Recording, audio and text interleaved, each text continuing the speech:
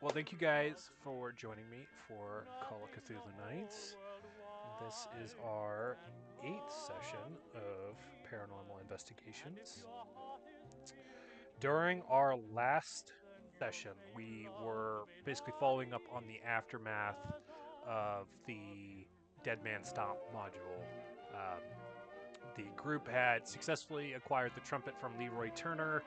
Um, the following sort of days, you guys had seen in the papers that it had been chalked up to a gas leak and everybody was hallucinating, and that's why they were seeing people rising from the dead.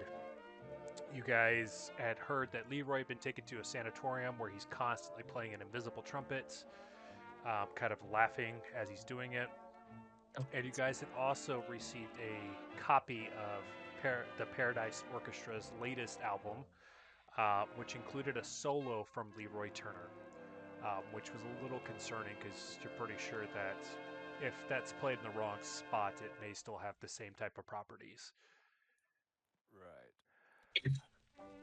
Following this, we went into a sort of downtime period. So this is your guys' developmental phases where you could reach in health, sanity, retrain skills, do research, get some money. During this time, Lorna had gone to the library multiple times, kind of 50-50 on whether or not she was getting information. The first couple attempts, like she kept finding the same books that Archibald or Violet had already found, which was disappointing. Oh, yeah. Gillis had spent some time working on his photography skill, actually taking pictures out of the graveyard of the headstones and whatnot, where he actually got a boost in his photography skill, which was exciting. Carmilla had gone to blow off some steam playing cards with the boys and had taken Bentley with her and kind of interacted. While she didn't necessarily win a bunch, she did get to kind of like get back into the sort of environment she's born into, because the time out in the Midwest wasn't overly great, and getting back into the city where she knows everybody was a nice change of pace. Good evening, Clarissa. Yes, welcome. We literally just started the recap. Oh, good. I need that. Oh yeah, because you weren't at last session. I don't think I was, no. Following this, Gillis had spent some time doing some of his practice, because he had gone a few months without doing any work and he was starting to kind of run on fumes, so he needed to get back into the swing of providing some psychological help. The key sort of group he was helping out at this time was an older couple. And it was a lot of bickering. It was actually not normally his clientele. He normally dealt with kids and like their trauma, and having this old relationship advice was really nagging at him. Carmilla then spent some time working on her bike and trying to build up her boxing ability. So she actually had a bag that whenever she wasn't using it for boxing, she would sometimes put people that they needed to rough up for the mafia and put them into the boxing bag and kind of and just fucking beat on them. Lorna had also spent some time working on her skills, specifically with her crossbow.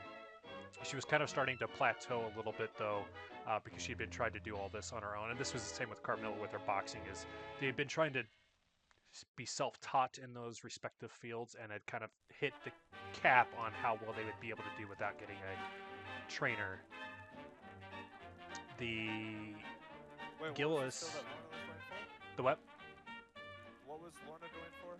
Crossbow. Oh yeah, that's right. Okay. Gillis had then gone back over to the glassworkers that he had researched a couple sessions ago, where he commissioned a stained glass with a pink carnation and a pocket watch as a potential gift for Archibald around Christmas time. Carmilla had went to meet with Lucky to do some work as well. She ended up getting a job down at the docks where they were bringing in some scotch, and she was kind of making sure that the shipment arrived safely and was transported without any government involvement.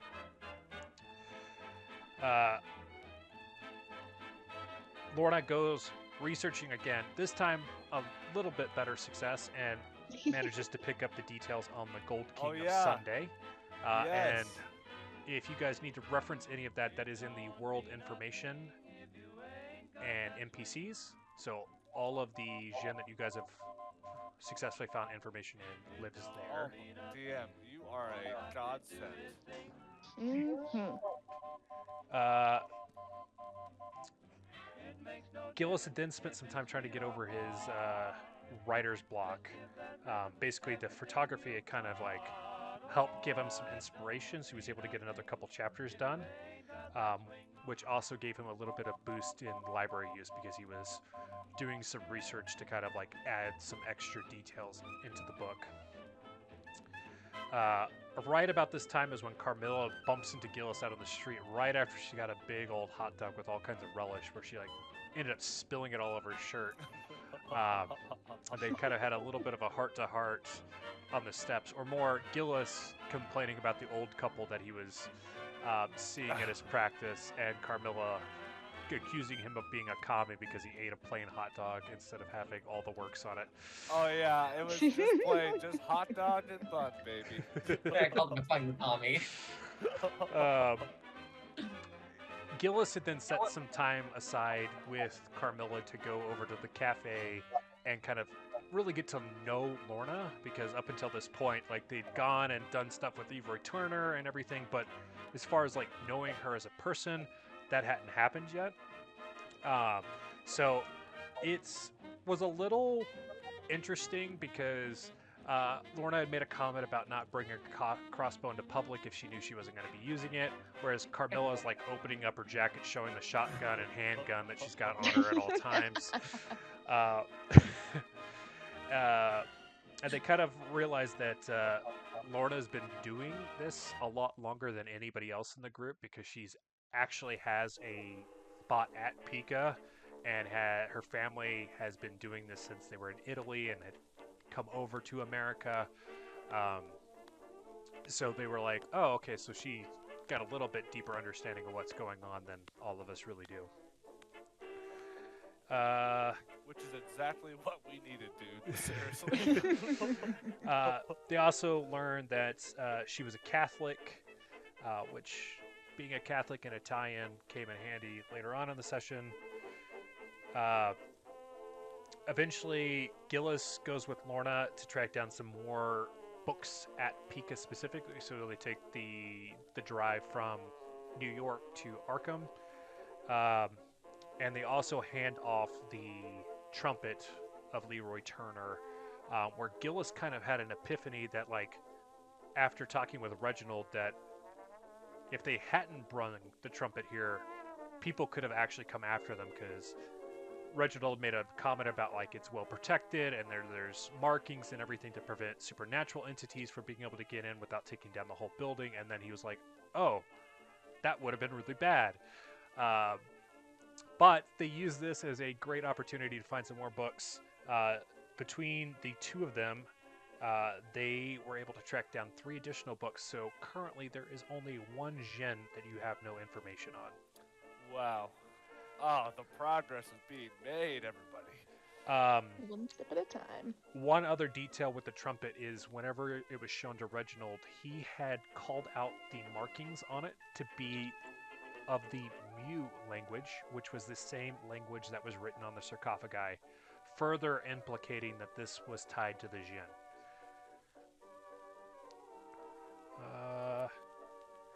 Towards the end of their time at Arkham, Lorna and Gillis had made a comment that he didn't like driving at night, so they ended up staying at the headquarters there, ate at the cafeteria, and they were kind of discussing how they would potentially set up this meeting with Lucky, since it's the only real trail they know, aside from Archie himself, on how to find another Jin.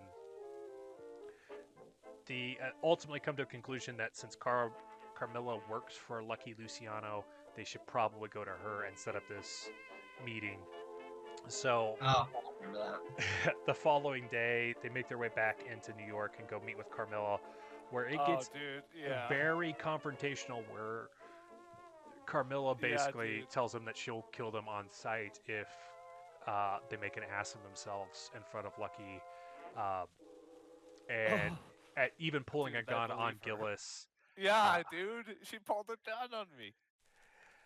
Which was interesting because whenever she called Lucky, Lucky's like, "Oh yeah, those are the guys that do supernatural stuff, and they're gonna help us out. Like, by all means, bring them in." So it was like Carmilla's playing hardball when Lucky's like, "Oh yeah, we could use all the help we could get."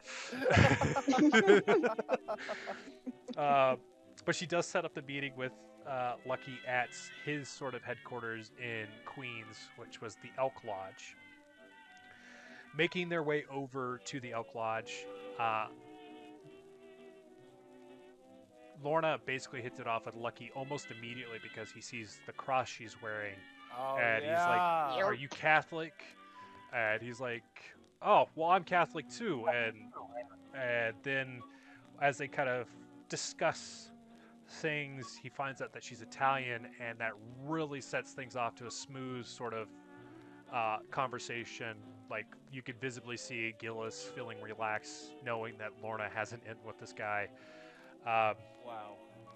After gaining his trust and basically confirming that if they reveal any of the things that he's about to tell them, they will never find their bodies, he then basically gives the whole spiel of what happened with the sarcophagus. He tells them that it was given to him on a night of, like, New York is broken into 5 boroughs at this point in time, and as a means of, like, building a joined effort to control New York as far as mobs go, Archie had gifted sarcophagi to all the other mob families, and over cards, essentially, which that only accounts for 5 of the 7, so there's still one that we're not 100% sure who it belongs to, but you know all 5 of them, 5 of the 7 belong to mob bosses at the moment. He then says that one of his boys was really interested into potentially translating the sarcophagus, and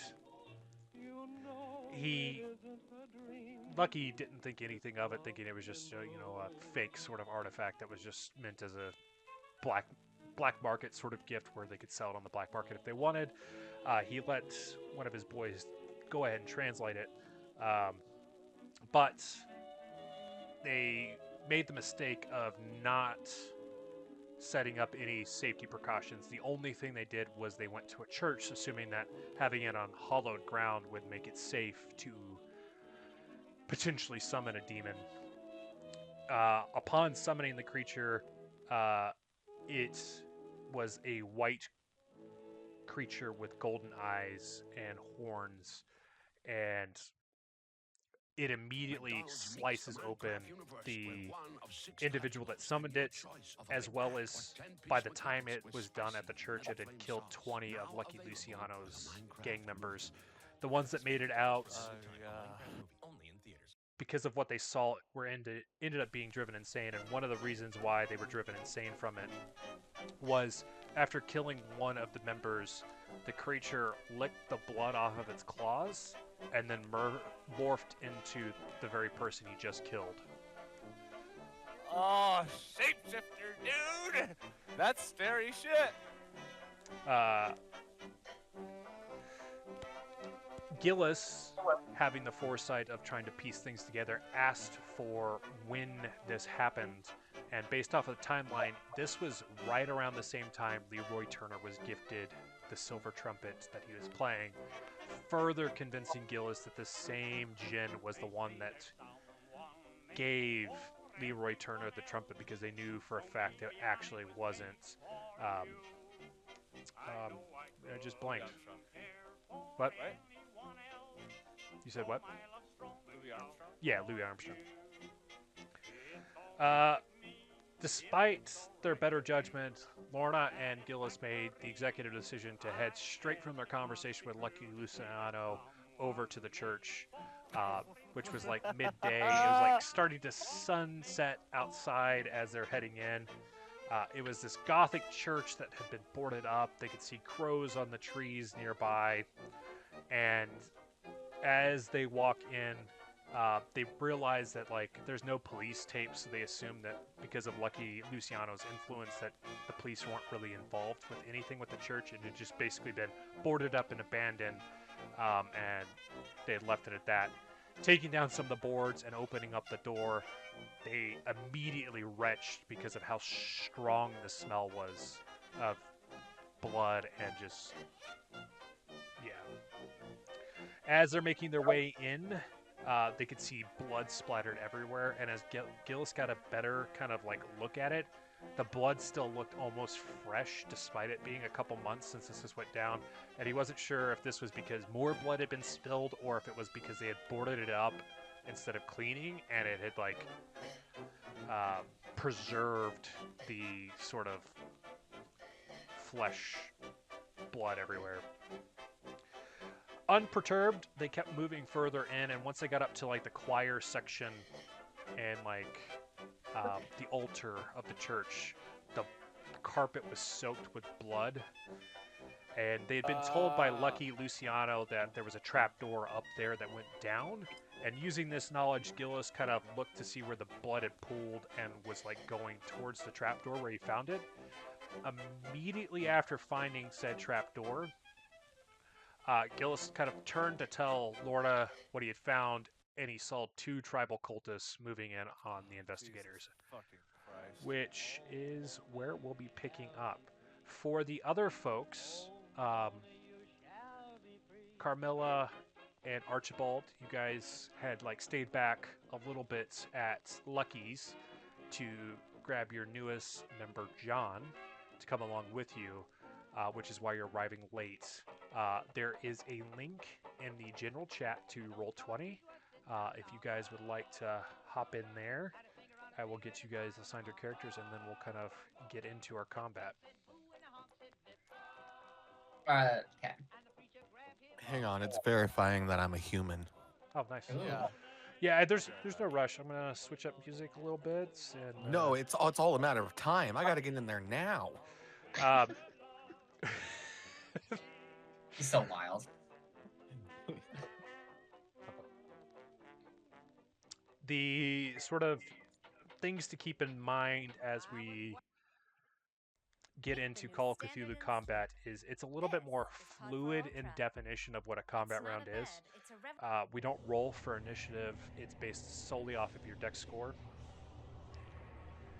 And it's in yards, so your move is how many yards. What we'll do is, since the blocks on Roll20 are set to 5 yards currently, is if you have like 8 yards as your movement, just round it up so you can move 10 feet essentially, or 10 yards. I hope I get I love that it's acting like I've never been in here before. It's been a long time since we've been on Roll20. I had to restore the game because it had been so long since I had set it up versus actually playing it. Ah, there it is. I was like, where's my move? Oh, It's move crap, you 8. guys, I forgot how to. Does anybody remember how to make you guys' icons all tiny again? So God, yeah. if you click on the spinning wheel, then you click on Like the settings audio bar? and video, Yeah. and then you click on video display. There's player video / avatar size. You'll hit that drop down and then change it to names only. There you go. Thank you so much. Real quick, how do you? You're super quiet, my friend. Yeah. Sorry, my bad. How did you determine your movement? I have a dex of 25, bro. Yeah, so Dex we'll go off of Dex for initiative order. So you don't roll initiative in Call of Cthulhu. Your movement should be at the go ahead. bottom right. There's one that says Oh. MOV. That's how many yards you can move. Oh, okay. I see it. And we'll round Where on up. the character sheet? Yeah, so So it's down on- to the bottom right of the first page, there'll be move, build, dodge, damage bonus. It's all the way at the bottom right-hand side of your Oh, I see. skills. Oh fuck! I can move one square, y'all. Yeah. If you Go have, back. say, 8, round up to 10, because D&D Beyond is set to 5 yards per square. Call of Cthulhu is a little bit more fluid in terms of how this works anyways. As we go over our sort of reminders, if someone tries to hit you, say, like with a melee weapon or their fists, they'll roll an attack roll with that. If you would like to dodge or fight back, you will also roll.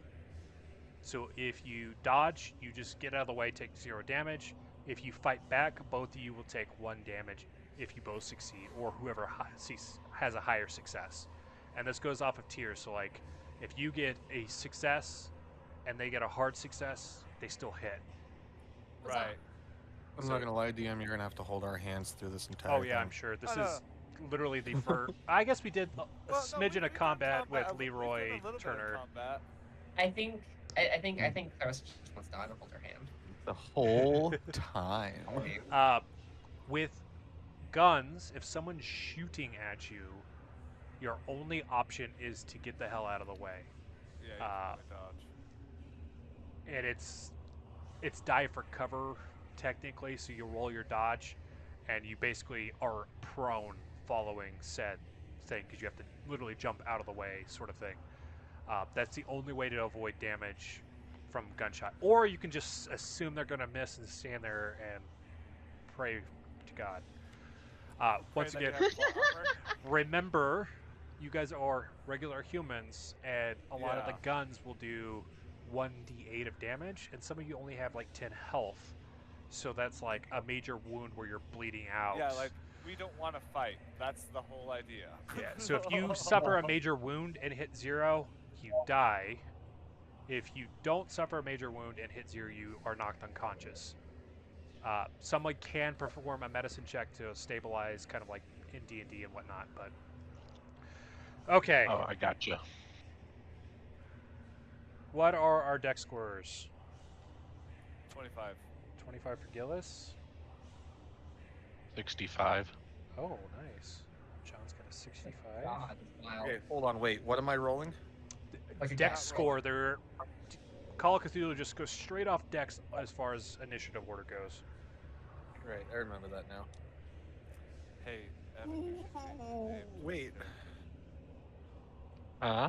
how do you roll that though? Don't roll, you It- just look at your score. You just look at, like, mine's 25, for example.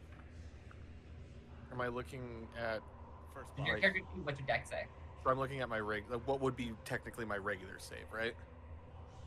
The The just your highest regular number? score, yes. Not a save. Yes. Call of Cthulhu is weird, all the terminology is different. Yeah, yeah. It's, but Alright, yeah. Mine would be a 50.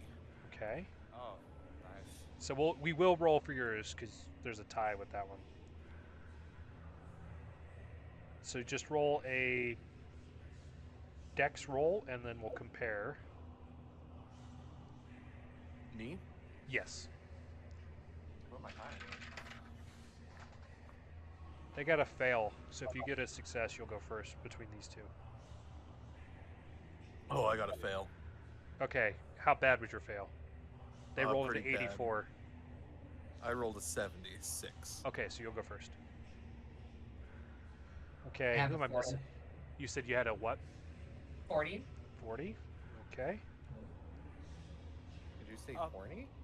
Also, I mean, before we get the combat sequence started, I want, like, a small moment with Lorna before it all goes down. Okay. Speaking of Lorna, what is your Lorna. score? Lorna has a 70. Ooh, Oh, nice. shit, girl! You're a fucking monster hunter! Okay, So one of the few good things for her. so our initiative order is going to be the left cultist as far as the map's concerned, then Lorna, then John, then Archibald, Archibald Whitley, private investigator.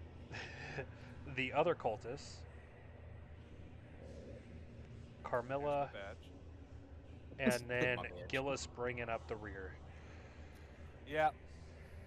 It's my knees. They're just not what they used to be. it's Gillis, you need to Fantastic. get some back bomb on those knees. Okay, Gillis, if you wanted to have said moment with Lorna, now is your opportunity. All right. So you said we were like just finding the trapdoor, and as I like looked back up, I noticed. Yeah, so if you look at the map, you guys are up in the ambulatory, which is like where like the behind the altar and like where the confessionals essentially are. Okay. Um, is are we up on some stairs, or is it all one floor? Where you're at, it kind of like rises. It's flats because the choir in front of you kind of like has a little bit of like stair see. steps. So that Okay. blue sort of oval section gradually increases in height, but where you're at, like you could just make out around the corners that the tribal guys are coming in. Right as I looked up, as Laura's kind of like getting down into the blood, you know, like touching the stuff with her fingers and kind of smelling with her nose or whatever, I'll say, it's, don't panic, but I think we have some guests. And you can see Gillis's eyes just get super wide. Lorna would turn, see the cultists approaching, and throw her hand in front of Gillis, stepping forward and raising the crossbow with the other. Stay back. I don't know how this is gonna go down, but stay back. Yeah, I kind of cower behind her protection. Don't worry, I have Liberty insurance. Stupid. I have a life alert in my pocket right now. Gillis hasn't fallen yet, but he plans to. Actually, I'd hate to tell you that you're about 70 years too early, good chap. Yeah. Archibald, I guess I haven't given a full description for the folks joining us. The church, as you are at the main portal about 90 yards away. The church itself has a very, very pungent smell of blood and death. You can see blood splatter all across the walls as you're making your way in. It's about 75 yards to the cultists, but you can see these cultists sort of like creeping in towards Gillis and Lorna. But at the moment, you guys are well out of range, aside from maybe a well-aimed pistol shot. But I think those are usually capped about 30 or 40 yards. So. One more clarifying question. Uh-huh. Is it fair to say that I see everybody coming in from the entrance? Give me a. Is there? I think there's a. I don't necessarily need spot hidden. Give me a. See if there's a better one for this.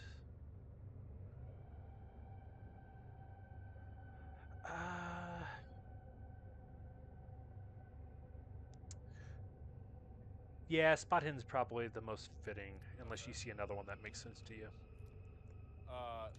I have a 81, which is a fail.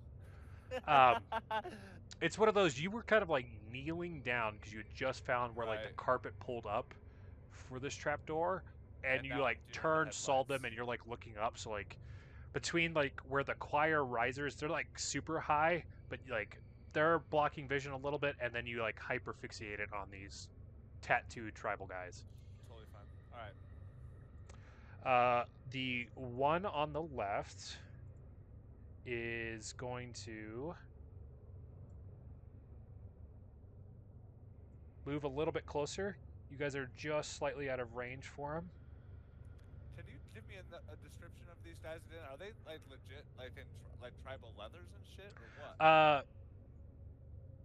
They have tribal markings on their bodies similar to those outside the sarcophagus. So like the tattooing markings on their body. So they're kind of like it's like the vest sort of thing with like their arms are bare, and there's like markings on their face, and it's similar to the Mew language. And so far, they haven't made a single sound. The other thing was that they were barefoot as they were creeping up on you guys. As of right now, you can't see any discernible weapons on them. But that one will move up. He is about 5 yards out of my reach of you God. at the moment, Gillis, which will Jesus bring us Christ. to Lorna. Oh, oh. I don't know what to do.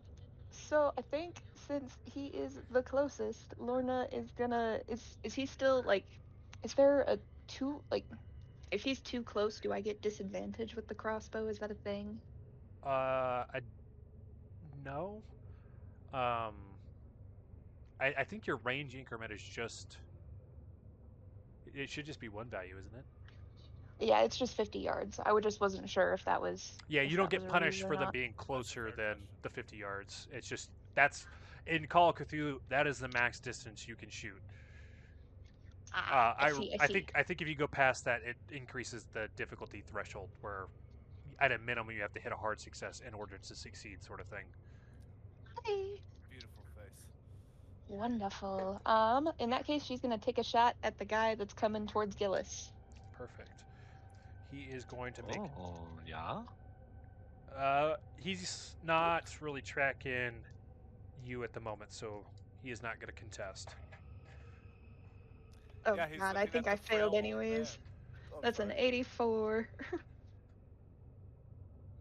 Oh boy.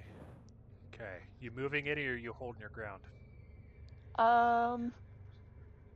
Yeah, she would scooch in front of Gillis.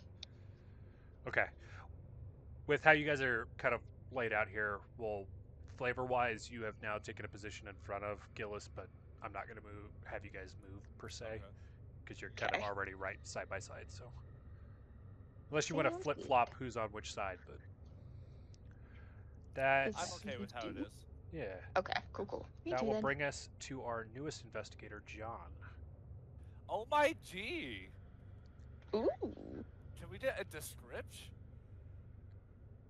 Or is now not the time? Sorry.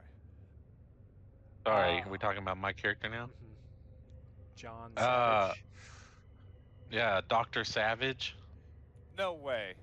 Yeah, I Dude. combined my middle name with an actual doctor's name at the place I work. Wait, your middle name is He's- Savage? No, his middle name No, is John. my middle name is John. Oh. There's a doctor where I work in orthopedics named Dr. Savage, and I just fucking love that name because it's like up there with Dr. Love, you know? Like Sure. you have to be a doctor with that kind of last name. Anyways, so he's wearing a pristine, like ironed doctor's coat. So like it goes Hell down yeah. to about just below the knees. Underneath it, he's wearing a full black suit with a purple tie, and actually over top of it, he's wearing a combat vest with the medic Oh, logo shit. on it, with Ooh. some surgical shears, some syringes, gauze, and like just first aid.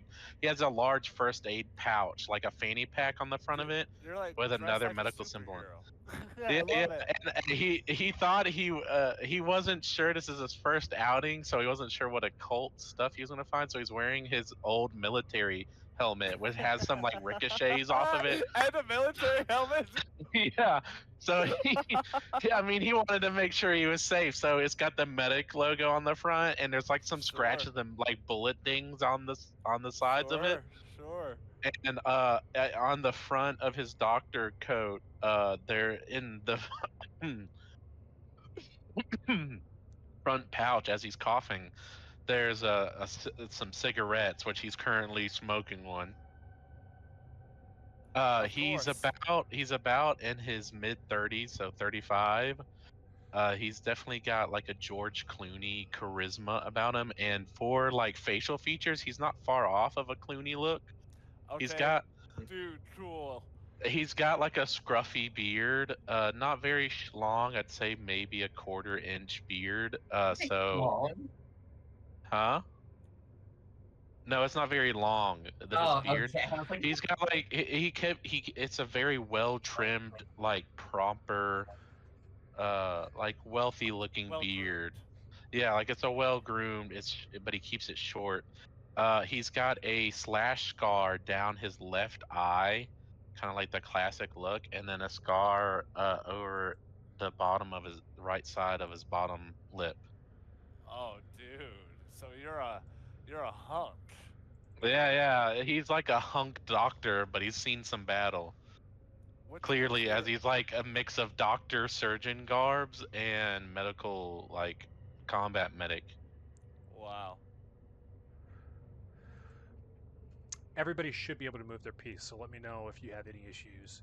Um, as far as movement goes, if you do an all-out sprint, you can move double what that value is in the box at the bottom. But that's obviously the only thing Okay. you're going to be able to do if you go that route. So I'm gonna do a little sprint here and move 4 paces behind what I assume is a column as he's working his way up. Yeah, so each of those, kind of envision it kind of like a church where like there's a slight border on the outside and then there's pews. So kind of where you guys are entering is where it's like all of the pews in the church. So like you can easily kind of duck in behind a pew as you're moving up. Yeah, he definitely he's World War One days are coming out, and he's moving up combat style behind the pews. Perfect. Oh, I love that, dude. All We right. got a combat medic. Yeah, Yeah, you do. He's got a 90 in first aid and surgery. dude. Oh, hell yeah. Yeah. I remember when we were building it, I was like, man, I really miss it, Morietti, because he was a doctor and like I know. brought that to the table. So like getting another doctor added to the group is fantastic. Yeah, he's got like a 90 in everything medicine, so he's top notch. All right, that will bring us to Archibald.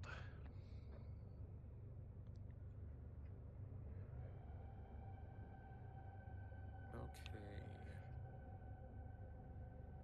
So you're gonna have to kind of go over this with me again. So on move, I have an 8. What does that mean for me? That You can rounds move to 10. 8 yards, which because of how D&D Beyond set up, I'm letting you guys move up to 10 because of that. Unless your score's basically in increments of 5 is how it's working.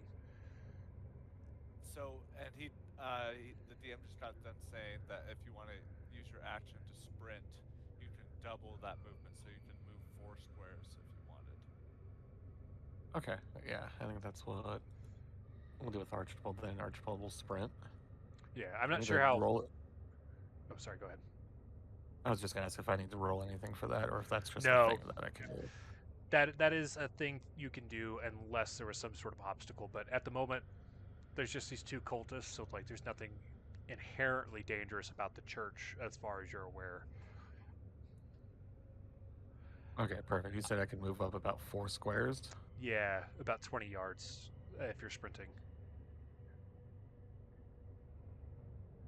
Where would that put me at? Right on Nave, if you were to just go straight up. Yeah, so kind of using. Oh, I can move then, huh? I can book it. Yeah. Uh-huh. Yeah, so it'd be the box right in front of Nave if you. Oh, right before Nave. My bad. Okay, is this black thing like a pillar right here? That's kind of like marking where the pew. It's basically just the grid graph of like the church layout that I stole from the internet. So you're hiding behind a pew. Not Effectively, if you slide in beside that, essentially. Yeah, like he's gonna go in and sit down and act like he's hiding, but he's really not. What else could you be doing then? Oh goodness. The other cultist will move up his movement, Oh my just God. barely out of melee range as well. Which will bring us to Carmilla. Carmilla is gonna, from underneath her long brown fluffy coat, she's gonna grab the sawed-off shotgun behind her waist, and she's gonna charge forward. Perfect. Look at my movement. Is it? What's movement again? It's down in the bottom right corner. It will say move, and it's probably a single-digit value. I got 7, so I'm gonna do a 14. Yeah, Well, so so you can that- get 3 that- squares. Yeah, okay. Yeah, dude, she's just fucking booking it, bruiser style, holding that sawed-off shotgun. Hell yeah. All right, Gillis, that will bring us to you. When the first guy approached, I got nervous, but had some amount of my fear quelled with Lorna's shot, though it was unsuccessful. But right as that happened, Gillis's sort of fight or flight kicks in, and as I turned, other homeboy starts running up. Is there a way? Is attacks of opportunity a thing? No. I'm gonna go no, just no. But that will go both sides. So they don't get them, but you guys also don't get them. One more question. Uh-huh. If I wanted to try and deck this guy, what role would happen if I wanted It's to do the that? fighting brawl skill. So I think that's defaulted to 25 unless you put points in it. Is there a Yeah. roll to determine whether or not Gillis breaks his hand? 'Cause you know he's That would old. be a fumble, so you'd have to roll a 96 or higher. But If I Okay. recollect, it only takes about 25 to 50 pounds of force to crack all your fucking bone hands. I don't know if And Gillis has got that much in his hands. Is there a path for me to move 20 feet forward without having to run right past somebody? Can I go straight down through the middle? The only thing with the middle, that would be one where we would roll a dex roll on that one, or or a navigate, whichever you prefer. Basically, just because the choir risers are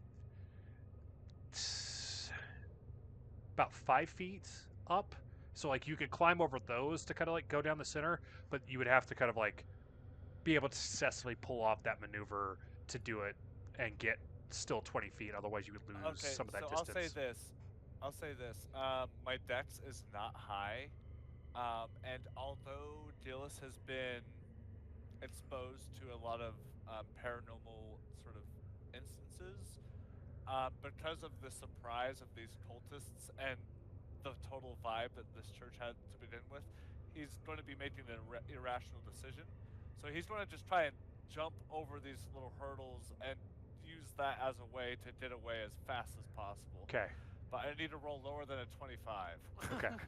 I was going to say that or navigate, but I think your navigate might only be a 20, so. No, navigate's 10 for me. Oh, okay. Yeah. Definitely go with the dex So, then. yeah. Oh, a 2! A 2! Oh, Okay. my That's an God. extreme success. Okay. It's hold on. 2. Oh, sorry, my first die was a 2. Oh, gotcha. So I thought you were still saying you have to rolled roll a this 2. one. I still have to roll this one. It has to be 5 or lower to pass. You get a 50-50. Come on. You can do it. 20. Okay.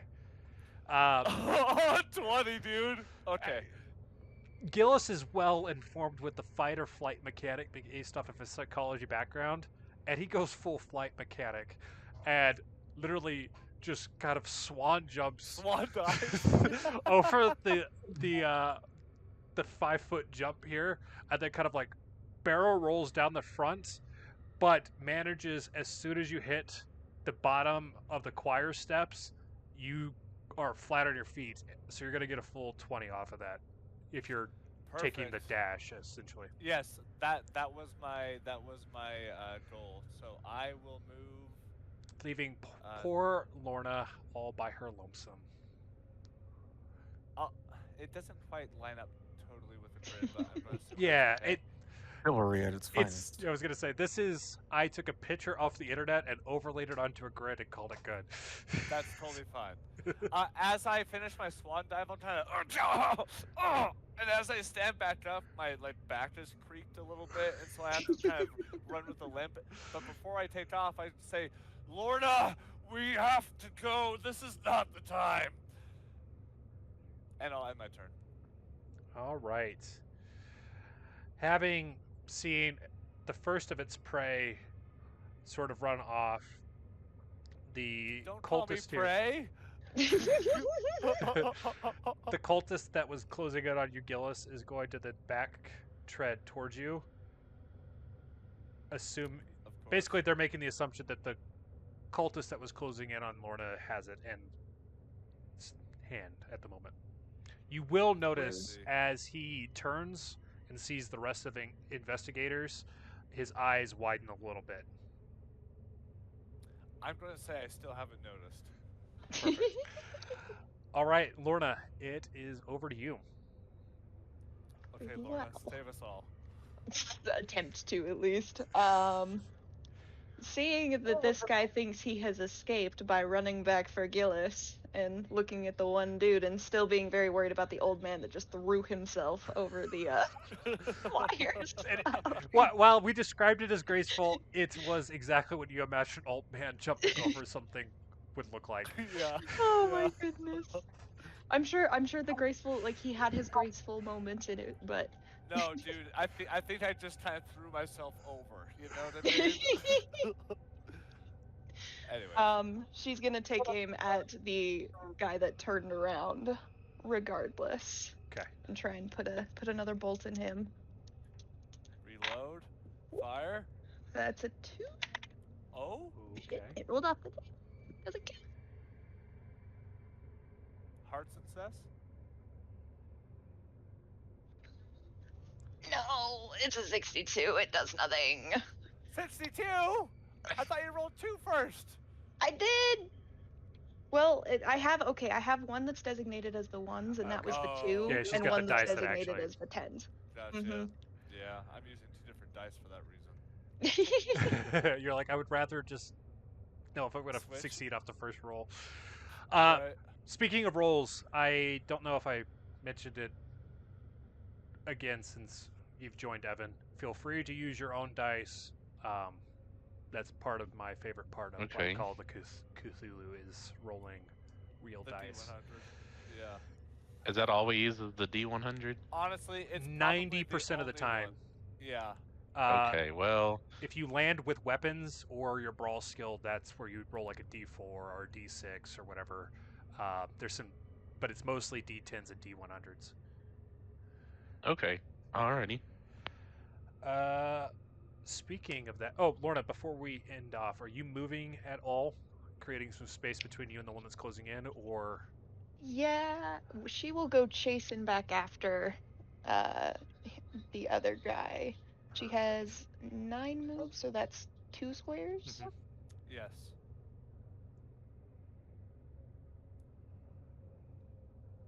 Which is, I think, just the square right above the other guy. Right? Well, She kind of, I- unless she wants to go around, or unless she wants to roll to go over the choir pews, she would end up right here, I which is think about 2 Okay. squares that- away from him. I think that works. Right here, you said? Mhm. Okay. All right, that will bring us to John. Okay, combat so method. okay, so each square is 5 yards, right? So Mhm. it's 10 feet basically. Okay, so I can Well, move 10 more or feet. less. Move 10 feet without a dash.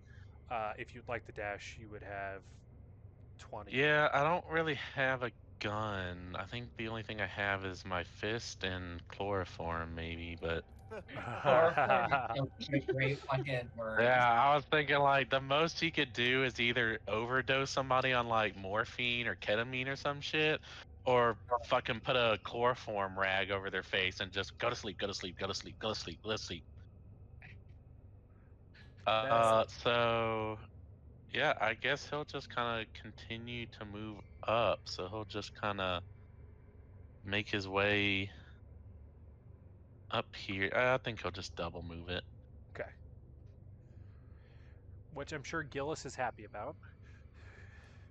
I missed that last half, Evan. I'm sorry. I was talking to my wife. She just ordered Domino's. Ooh, nice. Ooh, the stuffed crust. No. You didn't order the stuffed crust, then why order Domino's at all? You fucking lunatic You gotta get heretic, you. the cheese bread. Yeah, look at More me is here, I fun, like that. That's why. Who's injured? Is anybody injured? Currently, haven't no been one's touched taken any yet. damage. Okay, I was hoping it was Gillis, so I could say, well, no, I'm not going to heal that guy because he's not ordering stuffed crust. But Gillis probably has a little bit of bruising from like the tumble down the choir steps, or but other at than that, least like redness on the skin. oh, he'll fucking be fine.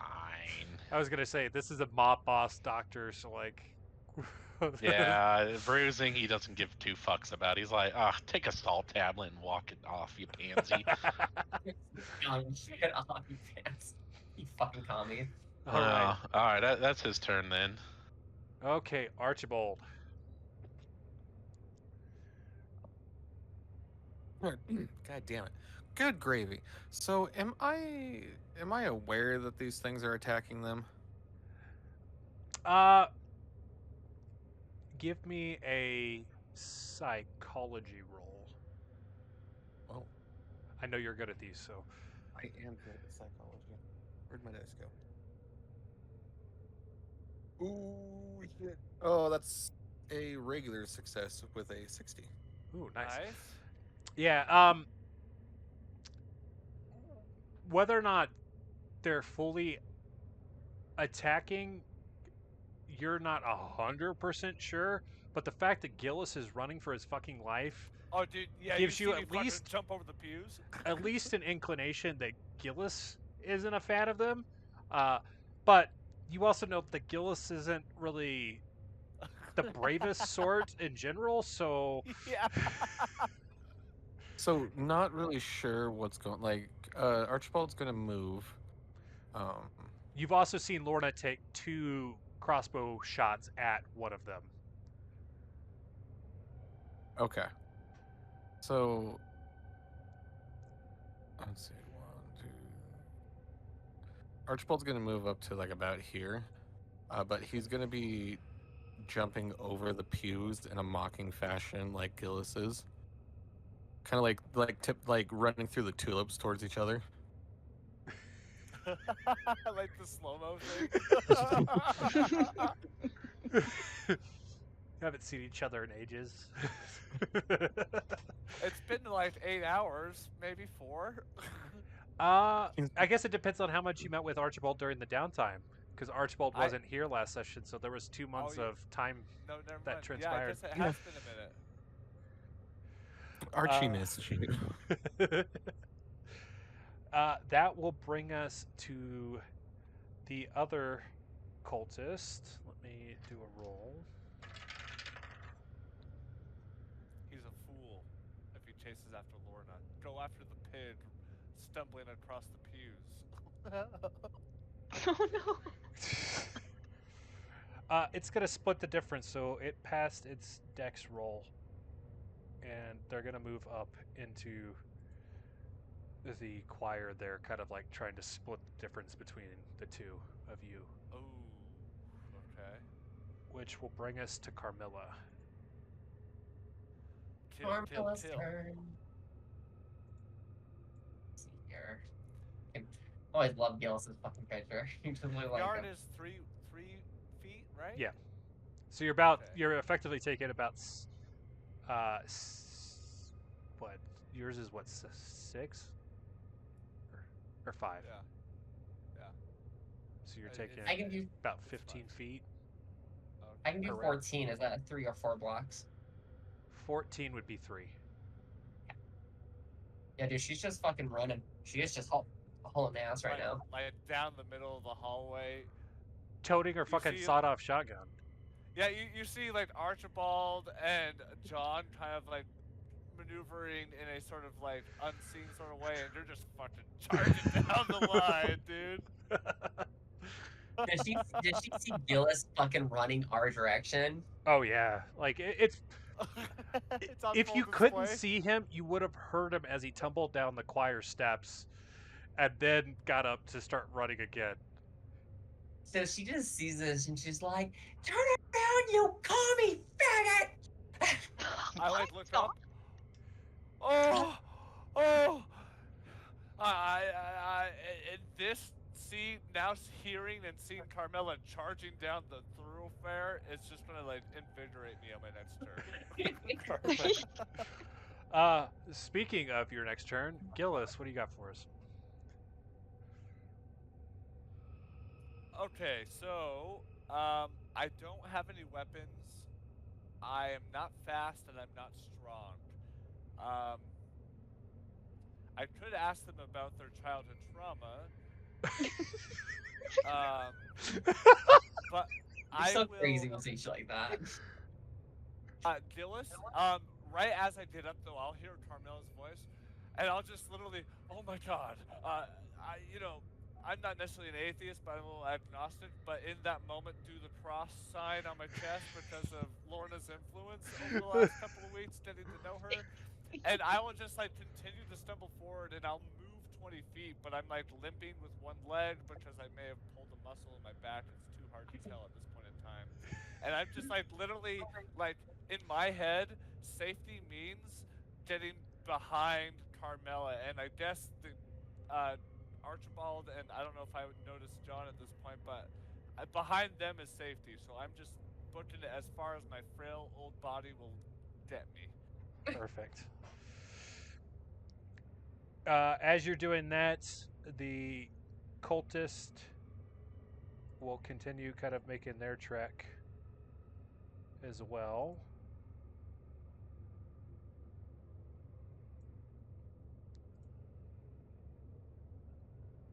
But they haven't started running yet. Losing the element, running yet? losing the element of surprise. They're kind of, that one in particular is kind of looking at what its options are, or his options are. That will bring us to Lorna. All right. I am determined to hit something with this crossbow this session because I want a success. So we're gonna try again. Perfect. Same guy. Oh my god. These dice. I think they need to go to dice jail. That's an 88. Oh my god, Straight Julia! to jail. Straight Use to jail. different dice. I think it took like 4 attempts with the crossbow the last time we used it too. So Yeah. I did not put enough points into it when I made her. What do you have to beat? 20 something. 50. Oh, 50. Oh, 50 is not bad. I was gonna say Jesus that's actually Christ, pretty girl. good for. Yeah. Yeah. It's I'm not like working. 25 or lower is typically what I consider the skill bad as far as like skill level. Yeah. Like I think they said is like, if I remember right, how they break it out is like 20 to 30 range is like normal human capacity. Like 40 to 50 is like you've trained yourself extensively in it, and like above like 50 range is like you are like the peak athlete in it.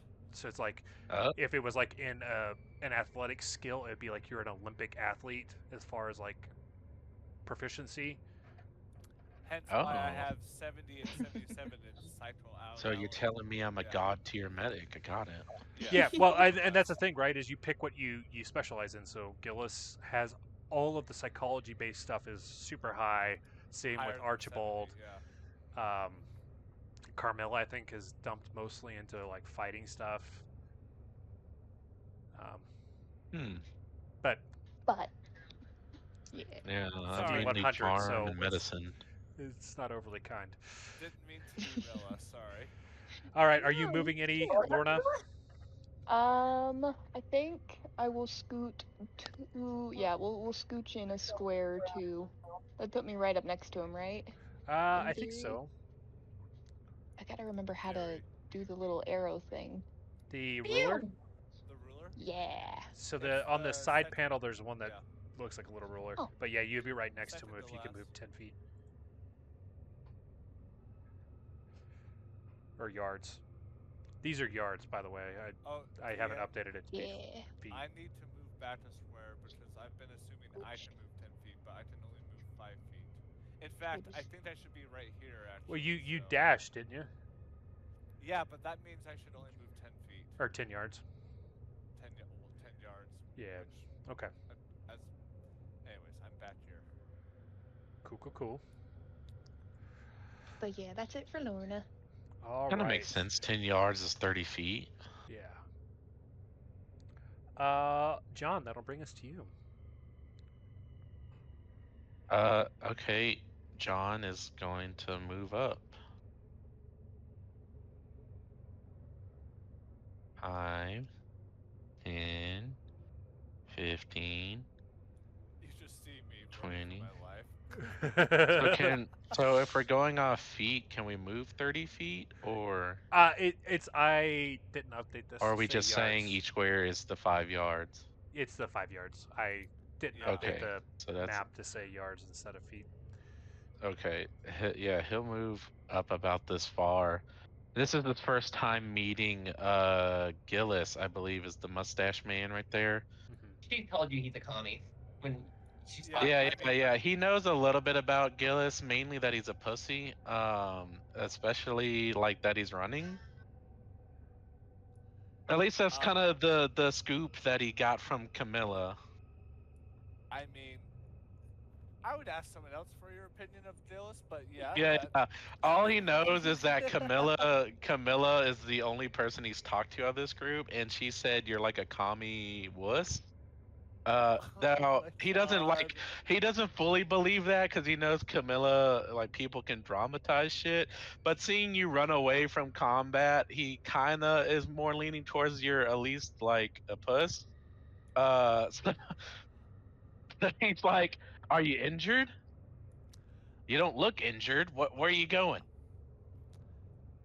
Ah! And I just like turn my arm around, and I'm trying to run. Just yell in my face. Fuck me, I guess. Okay. And that's his turn. Okay. That will bring us to Archibald. Oh, oh, oh. You don't even know what Archibald's gonna do. Please So, save us all. yeah, Archibald's gonna dash again and still hopping over the pews, pirouetting. Is gonna catch up to Gillis and just like swan dive into him. To me? He's all, Right as after he comes screams, up, it's just cut off by the fucking swan dive. as he comes up over the pew at you, Gillis, he's just like, Gillis, my boy, and fucking hugs you. He squeezed a little too tight. Archibald, there's, but that was not the time. As I point back towards the But, cultist. Gillis, now is the perfect time, you see? Because if everything goes south, we may never get another chance to do this. Maybe we should take one of them. And I just like keep running. Oh my lord. Perfect. Okay. The other cultist is going to finish its movement into range of you, Lorna, and he's going to take a swing with his hands. Oh boy, oh boy. Oh dear. Are you dodging or fighting back?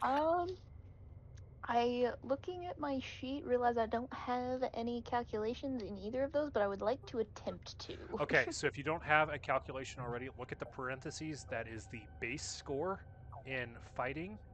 Put that number in, and it'll pre-fill in the rest of it. So Okay. dodge. Fighting the skill? Yeah, so it'd be fighting brawl.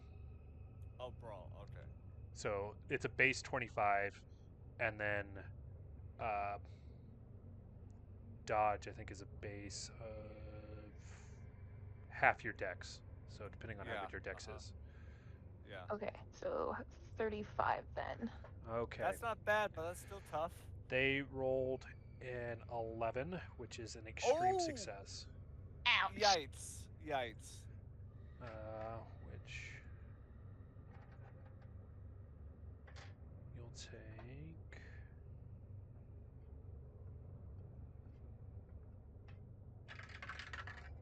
Oh, min damage. You're only going to take 1 from that Okay. hit. That's not too bad. We'll be fine. Following their attack, that will bring us to Carmilla. Miller's just gonna, again, like she's just hauling ass right now. 1, 2, 3. She's not even saying anything when she has put them past them. Got the shotgun fucking cocked. Oh yeah, no, she's ready about the sawed-off shotgun. She's ready to fuck someone up. Okay, that will bring us to Gillis, who is now surrounded by friends. Mostly. Give me 1 second. Okay, so after being asked, like, if I'm okay by this guy, like, because I'm sort of in this sort of fight or flight mode, I just see the doctor coat and the medic symbol on his helmet that he's wearing, and with that, I realize that I'm safe, especially now that Carmela's gotten a lot closer, and I want to spend my turn. I'm going to realize that, like, although we still may need to escape, I'm going to quit sprinting. I'm only going to move my full movement of 5 yards, Okay. and I want to, cause like in a sort of like numbers game, we have outnumbered these guys. We have guns, and they are unarmed. I want to spend my turn to try to determine potentially where they could have came from, and if I can, keep my eye on that spot, deal with these fuckers. Perfect. Sort of thing. So what shall I roll? For which? So, I guess what I'm like, I know because they got the drop on us. I don't know where they came from, but piecing together where I initially saw them when I did, and where they could have come from, I want to look for that spot, whether it was like a room or maybe a hidden passageway of some kind. I don't know. Yeah, go ahead and give me a spot hidden roll. All right. Ooh, 1, 7. So I rolled a 17. Hold on. Spot hidden. That's a hard success. Nice. Gillis, as you guys had made your way into the church, you can see the sort of white paneling on the sides there. Those are side doors. As you do a quick glance there, it looks like they're still boarded up. So as far as you can tell, the way you guys came in is really the only way that makes sense. But as you kind of start perusing up a little bit higher, you can see that there's some windows that were higher up, that one of them's at least ajar. So it looks like these guys might have come in through one of the windows and were. Oh. As you see this, you're realizing they might have been up that high from the beginning and started making their way down as you guys got closer and closer up. Got closer. The thing that kind of sticks in your mind is they didn't make themselves aware until you had found the trapdoor. Okay, so I will notice the window. That's not going to help us in this current situation. I'll keep that unlocked for now, and I'll just sort of yell out, "We may have the numbers here, but we gotta be careful. We should try to incapacitate one, take the other." And I'm gonna, like I said, I'm still gonna be retreating because of my frail form. But I'll just sort of yell that out. Hearing I'm this. gonna. Oh, go ahead. I can't share the same space, so I'm gonna just step right here because it's where I can. Yeah, that's where I figured you were going. Okay. Especially with Carmilla being there, I assumed you were gonna get as close Yeah. to her with the fucking shotgun. Yeah. Hearing you make that comment, while the cultist doesn't make a comment, it turns and makes an attack on Lorna. Lorna, are you trying to dodge? Yep. Okay, they have a success, just regular success. So you just need to meet it. Bet, because these dice are doing me better. This is a 28. Hell So yeah! That's a regular success. Perfect. With dodge goes to the dodger, so you are able to avoid the swing that comes in, and part of it is because like he was keyed in on Gillis, and once he realized you were kind of like over his shoulder, he kind of swings back, just instinctively, and just misses. So that will bring us to you, Lorna. A little bit of a dodge under sort of thing. She got a little frustrated about the hit before, so she's like, "No, we're not taking 2 in a row." She is going to turn and aim at the guy that hit her, and try and point blank crossbow shot this guy. Fuck yeah, Perfect. dude. Make him a unicorn. That's the goal. Oh, come on. So Oh, close. come on. 57. No way! No way! You're teasing me. It's rude. Oh my god. with to be honest, hitting in Call of Cthulhu with weapons is pretty hard unless you put a It's fuck ton of hard. points in it. Yeah, for real. The crossbow kind of just goes over his shoulder because he was coming down off of the choir step, so it was kind of like you had to fire up, but he dropped at just the right time to kind of have it whiz by, which will bring us to John. Okay, John is going to move up and chloroform this motherfucker. No fucking way. Okay. For real? For this one, Yeah. you're going to give me a fighting brawl check because you're trying to get in and kind of manhandle the dude. Fighting a brawl check. Let's see. That is somewhere in the world. Okay, so it says right fighting under- brawl 25%, and there's no numbers in it. So what does It that mean? defaults to 25. That just So- means you didn't Okay. put any points into it, so it defaults to that lower value. I sent you a DM. Any of those ones that you didn't put points into specifically, any of those numbers in parentheses are your Okay, default just take value. the number next to it. Mhm. Okay. Yeah, so you have to roll a D100 and you have to roll 25 or lower. Okay, I rolled a 23, so that means Oh a no pass. way, dude! Yeah, that's a regular success. Hell and- yeah! Okay. What'd you roll? They failed their 23. dodge roll, so Oh no you have shit! successfully applied the chloroform. Oh my god! Yeah, he just has a rag over this man's nose and mouth and is just chloroforming him constantly. Is this the same one that Lorna just shot at? No, it's the one that took a swing at her though. Oh. I guess both of them have swung at her. One's landed. This is the one that missed. Yeah. I think that's gonna be the end of my turn. He's just kind of like on his back, like monkey style, just fucking wrangling him with him chloroform. Give me a Oh, yeah. medicine check to see how quickly the chloroform acts, to see if he has another attempt to break free. Okay, your grapple. medicine. Evan, Basically, it's to there are see different how types of potent of the successes. chloroform that you had applied to this rag. Okay, I have a 90 in medicine. I'm sure But you there will are roll different great. levels of This is just the success. off chance you don't, Okay, I rolled a 24, which should be which is a half success, but not a fifth yeah. success. So that's a hard So- success. So it's So hard. it's almost within the first couple seconds of you Lights applying this out. to his mouth, to his face, and he is dropped unconscious. Dude, Awesome. what just happened?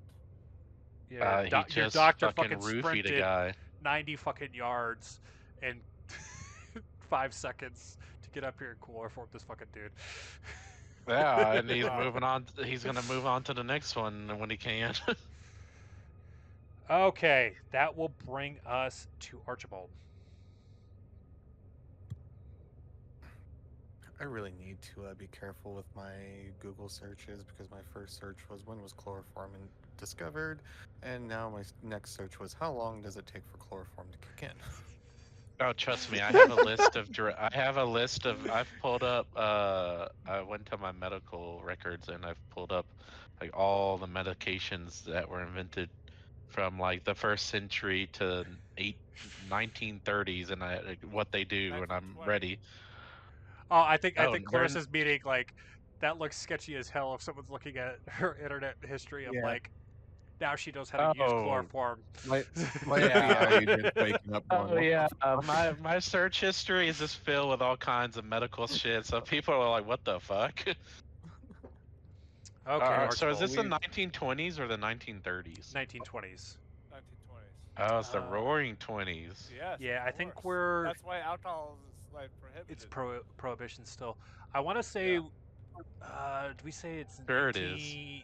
It's the fall of 1923. I think is what I Yeah, set it up. Well, Oh man. But how many months have we been going into it though? Like, aren't we? You in, guys like, started in like the springtime, spring. Oh. so it's okay. been almost a Okay. full year since we've started the Oh campaign. man, the Great Depression's coming. Dun, dun. They think we're actively in prohibition, aren't we? Mhm. Yes.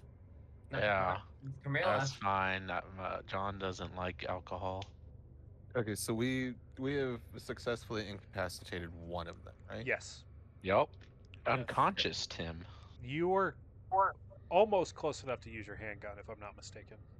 You need probably Okay. about 10 more yards. 'Cause I think it's And 20 Archibald- yards on your handgun. Archibald will continue to hop over pews Perfect. and then pull out his handgun. Let's see. Yeah, you're within 15 feet. So as long as it has 15 feet or greater, you should be able to hit. I don't And then have your do I- character sheet handy right this second. Do I just roll for the skill? Yes, you'll roll a firearms check to use it. So just confirm it has the range. It doesn't It doesn't tell me range. Do you not have the handgun down at the bottom? I do have the handgun, but it doesn't tell me range. Oh, did we not fill in range for you? I don't think we Well- did. There's a box for it. There's a box for it. What's the range? What's the range? Well, I mean, it is a handgun. Most likely, this is probably a like what? What caliber would it be? Maybe. Like, maybe 9 15 mil? Yards. yeah, 20 it's yards? Most yeah. likely a 9 mil. I think you have the range. I would have to get the big ass Call of Cthulhu book and go to the back to find the stats on the gun to be 100% I know Just confident. I can make hit the a. call, I guess. It's up to Yeah. I know I can hit. Carbill, if you have a the handgun can loaded at on yours, 60 yards with 9 mil. So. PC? Oh yeah. Check Carmel. Yeah. because I think she's got a handgun You and got a handgun and a a shotgun. shotgun. We never got me the shotgun stuff because I have the 45 and it's a 1d10 plus 2 and it's 15 yards. 15. Okay, But yeah, we- you're we in never I got was range. right. Yeah. 15 yards. What do you want me to roll for the shotgun anyway? Is that like what 5 There, or 10? there's a firearm shotgun skill, or should So be. we decide on 15 yards. Yes. Okay. Well, I meant like for damage. It was what 1d10 for the handgun. Yeah, 1d10 plus 2. Yeah. We'll do 1d10 plus 5 for the shotgun. I don't have a plus 45. shit to my handgun. 45 feet for a handgun. I feel like that's about accurate. Yeah. Unless you're like some expert, you could probably get upper 100 feet. Well, I think the shotgun's only 10 yards, isn't it? Yeah. Well, yeah. Like, For the to be shotgun. shorter. The damage is Yeah. high. It's 1d10 plus 5. But Which is, well, what- 10 yards is 30 feet. I don't know. That's kind of weird. Gillis, Well, as you pull out let's not the think the, too hard the about that handgun to part. take the shot at this cultist, he's gonna make an attempt to dive for cover. Yeah, so- no, DM, he succeeds at that because I missed by a mile. Oh, okay. Crit fail or just fail? Just fail. I rolled an 87 out of 20. Damn, dude. Wait, so how does the rolling work? Yeah, I shot the fucking ceiling. Specifically what, Carmilla? You'll roll your firearms skill. You need a success at a minimum. On firearms, the only option for the person you're shooting at is to dive for cover. If they take that option, they'll roll their dodge skill, and whoever has the higher success wins. If Well, they- like, so is it like, so a nat 20 is not a nat, it's not a critical, it's like more like a nat 1's a critical? 0-1 on a there are D100 is your criticals. critical in this one. Yeah, we're not rolling D20s, we're rolling 100s. Okay. Just making sure Yeah, I D1. know. D100 Yeah, for so- everything, basically. you'll roll yours. You'll look at your regular half or fifth success. So that's regular, hard, or extreme success. Or if you roll a 1, that's a critical success. Uh, if they tie or beat you on their dodge roll, they'll avoid damage. The downside with firearms for the person dodging is if they dodge, they had to dive, so they are prone at the start of their sort of turn because they had to literally fling their body to avoid getting shot. So did he take a dive? Yes, he did. Although they fumbled, so they fucking didn't go anywhere. He like tripped on the fucking. That was a 100, so they like tripped on the goddamn choir step as Just they went to lucky go you dive. missed. Yeah, just Yeah, pure as- luck that you missed. Yeah, and it was like it wasn't even pure luck. Like Archibald shot the ceiling. It was just like bah. So shot they the still ceiling. they Like, still you went pull it out prone. from your waistcoat and just kind of like, bah! And then as he falls, he shouts to Lorna and just says like, "Hey, I got him scared for you. Okay, now it should be easy. I did all the work."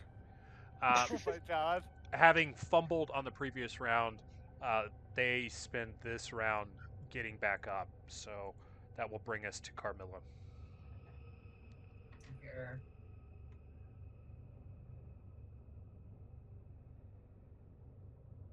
She's gonna push herself past Gillis, like fucking elbow check Gillis running past him. Oh!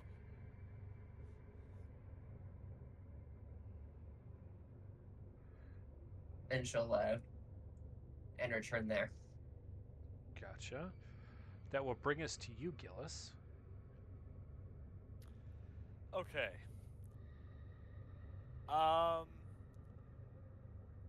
When I am taking my turn, DM, Uh-huh. am I the chloroformed target been completely subdued, or are they in the process of becoming subdued? They're subdued. I would think. say they're subdued.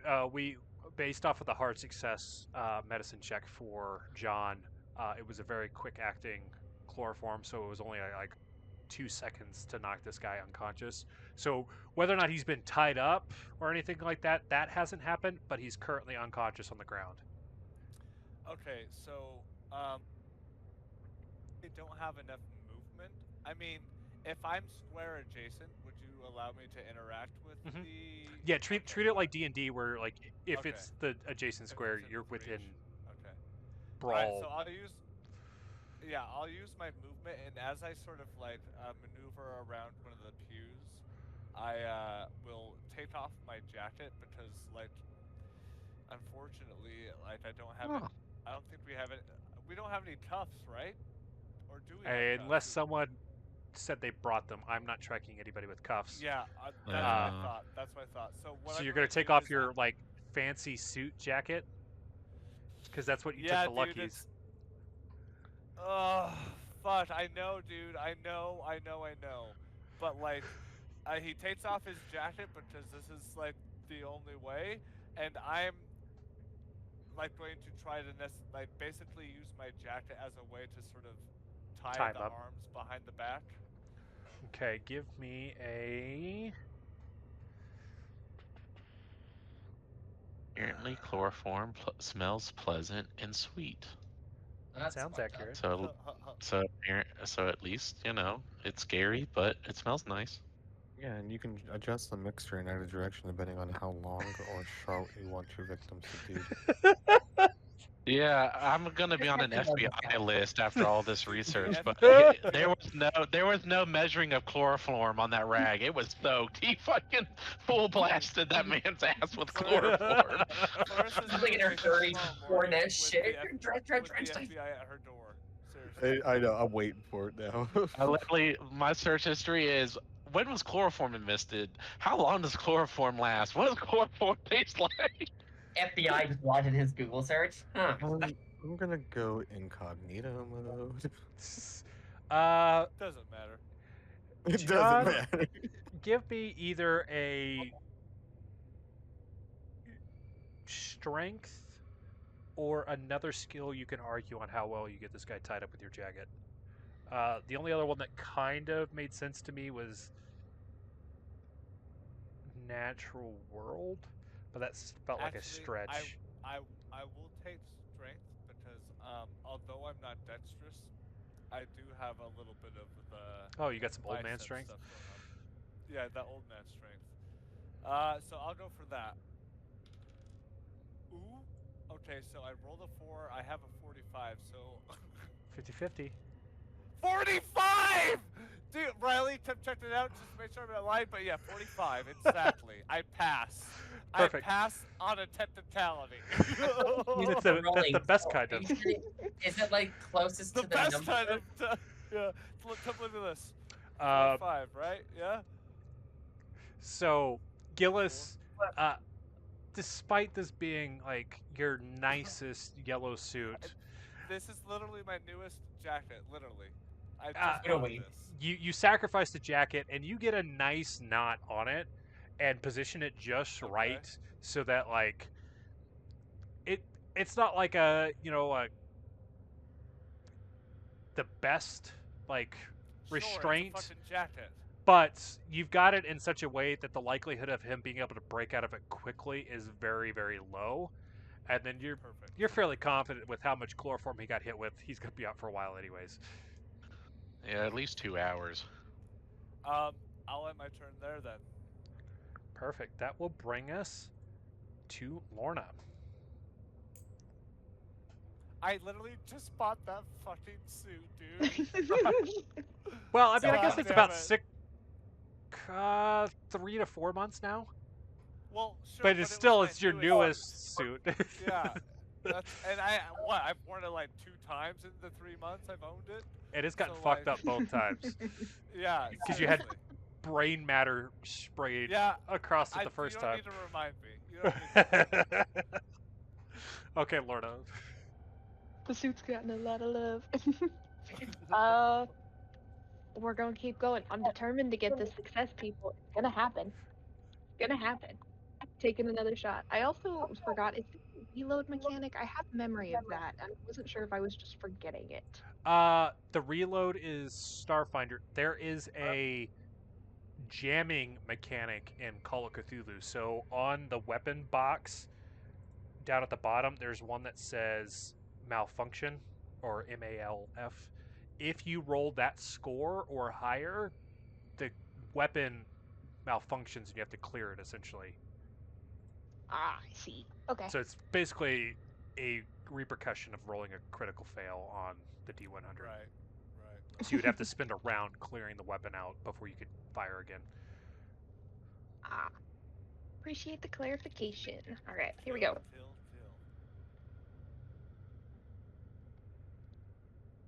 So, silly. I feel silly for not knowing this as a D&D player, but 2 zeros on the D10s.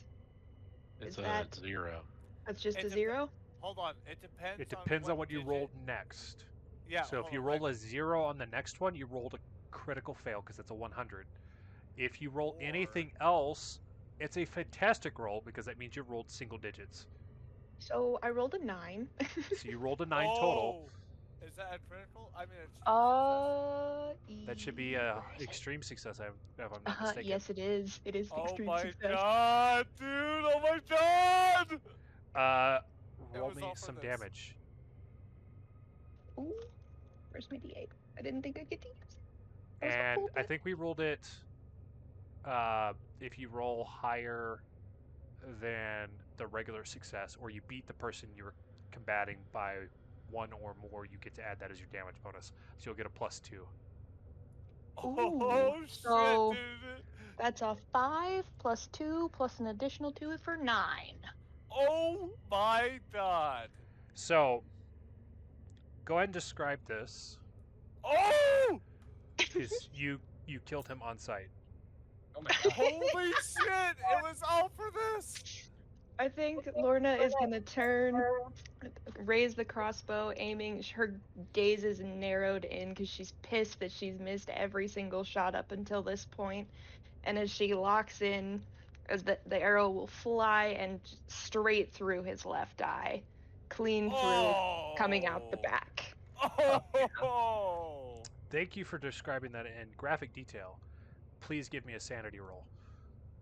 Oh shit! All you did was to God yourself. damn. I did it to myself. All That's right. Call of Cthulhu for you, baby. Yes, I forgot. It's not a about that monster, part it's a there. human being. Christ. So I'm rolling under my current sanity, or Yes. Right? that's You a need to roll 30 your current sanity or lower to pass. Yeah. Okay, 36 passes then, because I've got 77 right So now. you'll only take 1 sanity damage. Basically, what's happening is you may have killed humans in your past, but you're not as prolific with killing other humans. So like it weighs on your conscience heavily, despite knowing that they were coming to attack you. Carmilla, for reference, based off of your back history, you would have gotten a bonus die because you pushed the steep down. Because like it still hurts your soul, but It's yeah. you've you're a come fucking to terms gangster. with what it means to kill other people.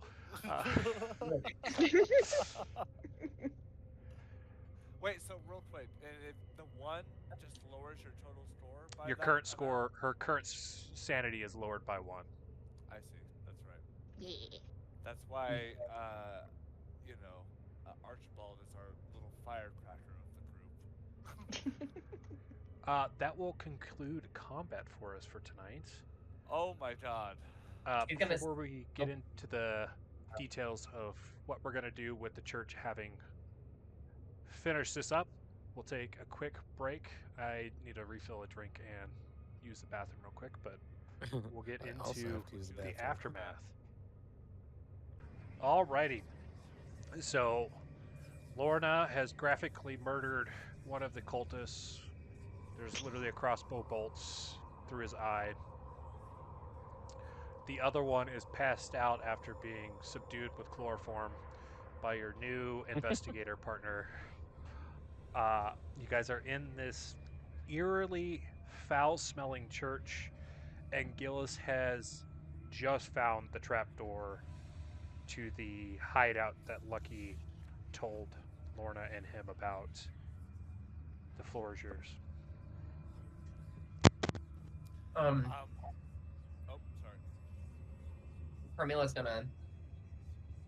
Who is it? Gillis who has the body Well, tied I up? mean, He tied him up, yeah. I tied him Yeah. up with my jacket. She's gonna go over there and she's gonna kick the body. Wake up! Someone get this guy fucking up. I look up to you, to Carmela. I mean, I don't have much. I would imagine they might be out for a while. Most likely 2 hours or so, yes. Doc, why you gotta do it for that long? Yeah, it can range anywhere between 30 Well, to 2 hours. I didn't really measure it out. I just put them down. I don't know, you got one of those stab in the heart shots. What do you call them? Adrenaline shots. You got one of them adrenaline shots? Let's make it with an adrenaline shot. That's not quite how that works. Whoever would like, give me a spot hidden roll. Ooh, yes, please. I would say I'm a little preoccupied. Specifically, this would be in relation to the cultists that you guys are all talking about. Okay, then yes, I will. You're a little quiet again, Colt. He's stuffing Alright, his it's gourd with because I'm an pizza. idiot. Yeah, my bad. That's a 93, so I don't see shit. Oh my god, I just rolled an extreme success Oh, with nice. a 3. That's what, 2 tonight already? Make that. Wait, what's Oh? the number? What's Where is it? I lost it. What's the what? What are we looking up? If you like, I asked for a spot hidden roll. Basically, I'm asking if you guys see the telling feature on this cultist, or more accurately, who does. Yeah, Archibald rolled and failed. Okay. Oh shit, I got a fucking 25. Nice. Is that a pass? Regular success? Yeah, it's probably hidden as 25%. Is that what it means? Yes. So if you met it, then you passed. Lorna, what'd you get? She got a 4, so that's another extreme success. What? Yes, here I crushed will it. take a picture if you want to see it. No, no, I no. don't- I believe you. Lorna and Gillis, you guys, as everybody's been discussing this cultist, you guys kind of like key in almost immediately, and you notice this. Carmilla, as you start kicking the body and like kind of complaining to John about not having the ability to get this guy up, you eventually realize it might not be for any good reason to wake him up, anyways. All three of you realize this cultist has no tongue. Oh my god. That's fucking useless. I disagree. I'll like come back up off my knee. I think we should take him back to PICA. Agreed. I would have to agree. Just because you're missing a tongue doesn't mean you can't pronunciate words. It just won't be as articulate. Regardless, it still could mean something, and PICA could know more.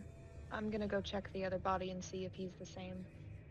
And she'd walk over to the other corpse, being very gentle with it. She, flips him back up to take a look.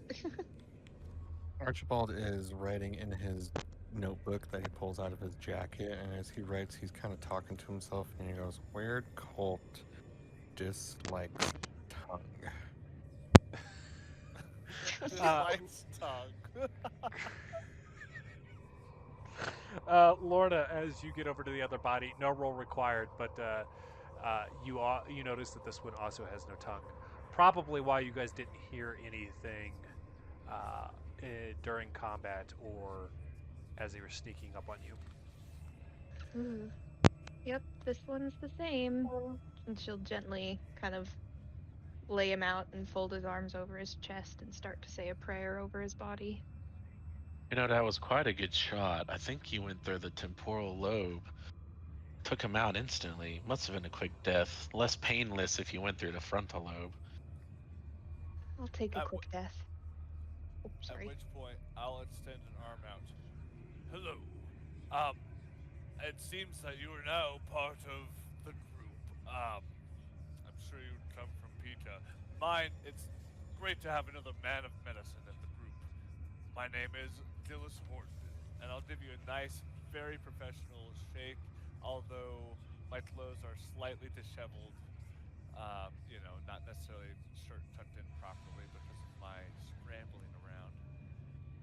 He'll meet you with a firm handshake. Dr. Savage, surgeon and medical professional. Dr. Savage, it's a pleasure. Basically, Gillis is kind of like, he's like in his, I think I actually have this, I think I'm pretty sure it's like late 50s or early 60s, but regardless, all white hair, and I have like that sort of like Sigmund Freud look. I have a very prominent mustache at the moment that I've been, I mean, you met me like this, but I've been committing to it recently, so it's a new development. But like, I'm not necessarily super skinny, but I don't necessarily have an athletic build either. I mean, and like, yeah. So what profession are you, doctor? Of the mind, yes. I Ah. study that ails people. Ah, yes, dealing with retards, putting them in facilities and such. You get a doc. That was might that be was the term in the words 20s. Well, okay. That might be a word I would use to describe things like that, sure. Anyways. Archibald approaches the situation, and he extends a hand out to you, and he says, as he shakes your hand, he says, "Archibald Whitley, private investigator. My badge." So, a doctor as well. Tell me, do you also suffer from parental issues? And Archibald looks back at you, Gillis, and like winks. I just like, as subtle as I could be, just kind of like, Were you insinuating you're a doctor or a private investigator? No, he's referring to Gillis. Oh. No, Uh, yeah. Nice He's to not meet implying you. that he's a doctor at all. He's a private investigator. He flicks you off back, and then shakes your hand, Dr. Savage. They give you a badge too, huh? Everybody has one. Oh my god. Good to have No parental issues. They just expected good grades, I guess.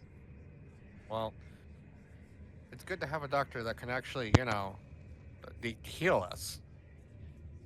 Yes, it's nice to have a practicing doctor. I agree. He's Listen, he's you going ever to need anybody followed? You ever need anybody tailed? You ever need, to know the truth about anything? Curious if your mistress is cheating on you? Curious if your wife is cheating on you? Curious if your wife is cheating on you with your mistress? I'm your guy. Oh my You God. call Archibald Whitley. I'll give you half off all private investigations. Good to know. Don't have a wife or a mistress, but definitely I think you would be better at tailing. I wasn't that good at tailing y'all, as everybody found me and brought me into this church. So what in the Sam hell's going on here? Do you believe in ghosts? Oh my god. Yeah, I'm a God-fearing man. Archibald reaches into his jacket pocket and he pulls out and dangles in front of you a pocket watch and he says, "Do you know what this is?" It's a pocket watch. Exactly. It's not important. Puts it back in his pocket. Says, "What's important is there's some creepy shit going on here and we got to get to the bottom of it, you see?" Why? I like the cut of your jib, sir. Thank you. Thank you. Got it from my mom. I'm sorry. Is this a fucking meet and greet, or are we not in the middle of something? She has a Well, point. Lorna I'm would trying to stand get up. caught up on what we're doing. Honestly, in my opinion, yes. We found the trapdoor that Luciano told us about. But at this point, and I looked outside, is it well past sunset? Like, are we nighttime now? I would say it's like the last little bit of daylight is, you can tell it's getting close, because you guys went in at dusk. You haven't been in here Yeah. more than like 20 minutes so far, so like not that much time has passed since you entered the church. I'll just say that, yes, it's getting late. And when Lorna and I came here, it was just supposed to be scoped out. We did not anticipate all of this. And I'll like point to the corpse and then to the one that's bound unconscious. I think we should get this guy into PICA and come back with a better plan. I agree, Gillis. I think you would be used to seeing the dead bodies by now. It's not that I'm not used to seeing them. It doesn't make it any better to see it, though. He pulls out his notepad and like kind of chews on the end of his pen and says, "How does that make you feel?" I like, you'll just hear him like audibly sigh. I don't know, Lorna. You were a good help in that fight, honestly. Outside of the chloroform victim here, I mean, what do you think? Well, we could take him back to PICA, and I do think there's value in that. But I worry that if anybody comes upstairs and sees the differences in the floors, the additional blood, anything amiss, or the missing people, they could move whatever's down in that basement before we have a chance to get back. I agree. Honestly, I say we take them now, before they get the advantage on us next time. I don't know about. I would have to agree. If we've only been here a few minutes, we've no jack shit, and we have nothing to prove for our effort. Why not investigate further and find something more out? Something worth our time. In I theory, No, you go ahead. in theory, we keep this one secured here with what tools we have. He's not going anywhere anytime soon, at least for the next, what'd you say, 2 hours? Give or take. I didn't really dose it out, so either 2 hours or he's never waking up again. 5 hours. I kind of just sloshed the whole bottle on the rag and then put it on his face. So that's like 2 hours death, 5 hours. yeah, like I mean, he's still breathing. It looks like so. There's time. If he's not dead already, I think we're fine. Why don't we just have Gillis watch over him and we go handle the rest of it? I'm not opposed, honestly. I know you're not. That's why I suggested you. Hey, all right, fine. And I'll just like, retuck my shirt in or something about it. Archibald Yes. will slap you on the back, and say, "It's okay, Ghost. I'll stay with you. Keep company." Oh, thank God. I mean, yes, of course. At first I thought you were gonna be a pill, Gillis, but you're all right. Everybody needs a good lapdog. Oh, God. I'll take that for what it was supposed to mean. It was a compliment, as best as I can make. Archibald pats his thigh and goes, "Come here, Gillis." Lorna squints at the group. Gillis will just very dejectedly sit at one of the pews, sort of ejecting out of whatever sort of social conversation we are having. Archibald, you said you were stayed up there as well. Yeah, he'll keep Gillis company. Okay. As the rest of the group opens up the trapdoor that Gillis was able to locate, Carmilla, you would be familiar with where it was at already because you have been back to the church since the incident happened. Although you guys cleaned out the dead bodies and any gang paraphernalia, and then you guys left it. So you haven't been in here in over 2 months. Okay. I'll take point. Doc, you should stay back. Will do. How far does the trapdoor go down again? Think of it as like one story. Oh, okay. As the trapdoors opened up, you can see the pooled blood had leaked a little bit down, so there's kind of blood down the stairs a little bit. It's a set of spiral stone steps down, and there are light fixtures every so often, but they're spaced out far enough that there's long shadows, so it's kind of like a very dimly lit descent down to the floor below. Although you guys can see a very bright light down at the very bottom, so you can tell that the hideout essentially was well lit. As you guys get down to the bottom, it's good in the fact that it's well lit, unfortunate in the fact that you can see everything. Basically, there's a bunch of those warehouse overhead fluorescent lights, so it's the brightest set of lights you can get. Basically, if you thought the blood upstairs was bad, it's significantly more aggressive down here. The room almost looks like it's painted red with how much blood splatter there is. You can see massive claw marks in several spots across the walls. And you can see it's fairly gutted, like I mentioned earlier. It looks like any weapons or other gang paraphernalia has been removed. But you can see that there's a TV on its side with a couple of chairs and a couch, a card table, a small kitchen area, and a dining table. On the dining table, you guys can see another of the sarcophaguses, which this one is open with nothing inside it. No! Although you do see it has the same style of writing in the interior in the same language as the previous one did. There's also notes all over the place documenting Vince's process. Vince was the gang member for Lucky Luciano that was wanting to translate the sarcophagus and caused all the events. So you can see his process for conducting the ritual with the chants in Latin. As you who all's going through like the papers over here? Lorna is. I was just Yeah, about to say. I would say. I'd I'll say, probably would fancy a read. Camilla's checking everything, but she's Yeah. not checking the papers. Gotcha. She got her sawed-off shotgun ready too.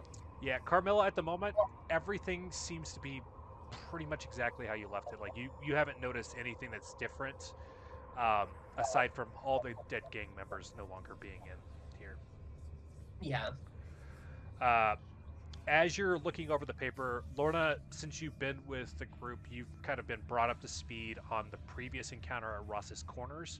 So you would notice that there's a difference in the chant from the one conducted at Ross's Corners, implying that each Jinn is summoned slightly differently.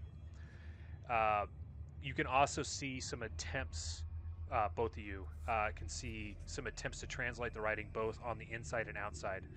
The note says, possibly shape-shifting servant of the Father, though several symbols have multiple meanings. The inside is an even older language that I'm unfamiliar with. On the floor next to the table is an occult symbol that looks eerily similar to the one the investigators encountered at Ross's Corners. Once again, Lorna, you would be familiar enough of like what that image looked like. It's basically like a pentagram.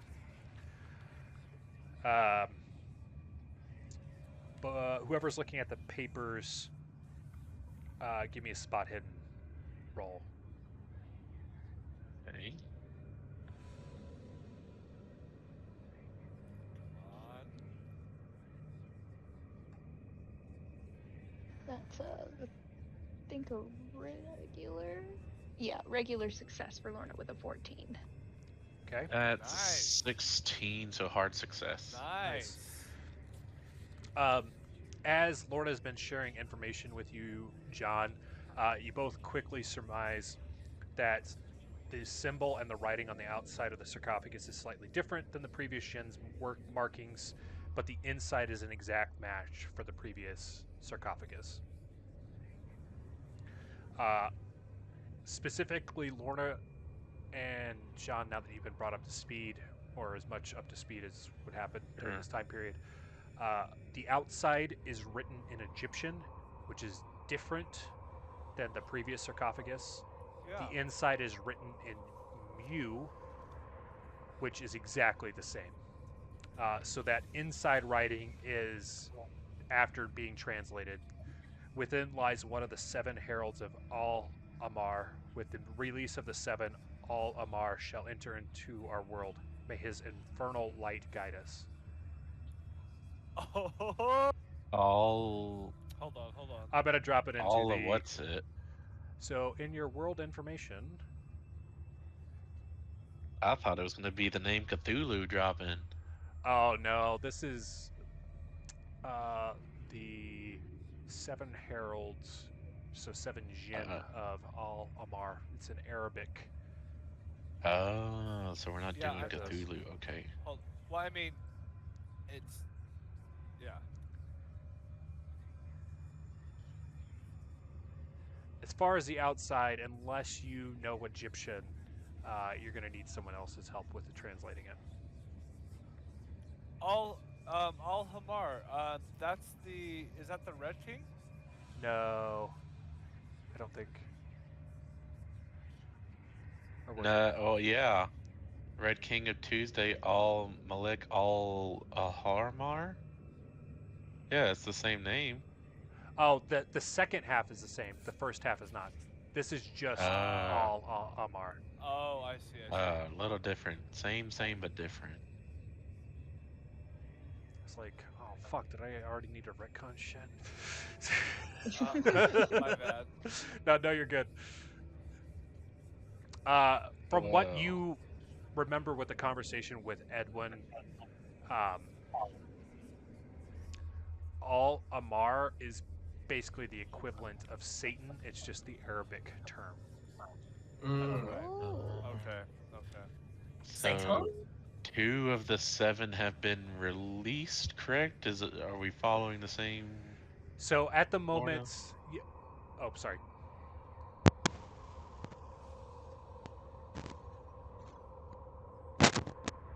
Sorry, Lorna, I interrupted. He was asking you in character. Oh, I apologize. What was the question? I didn't fully render that it was for me. Are, so I are you didn't- following the same?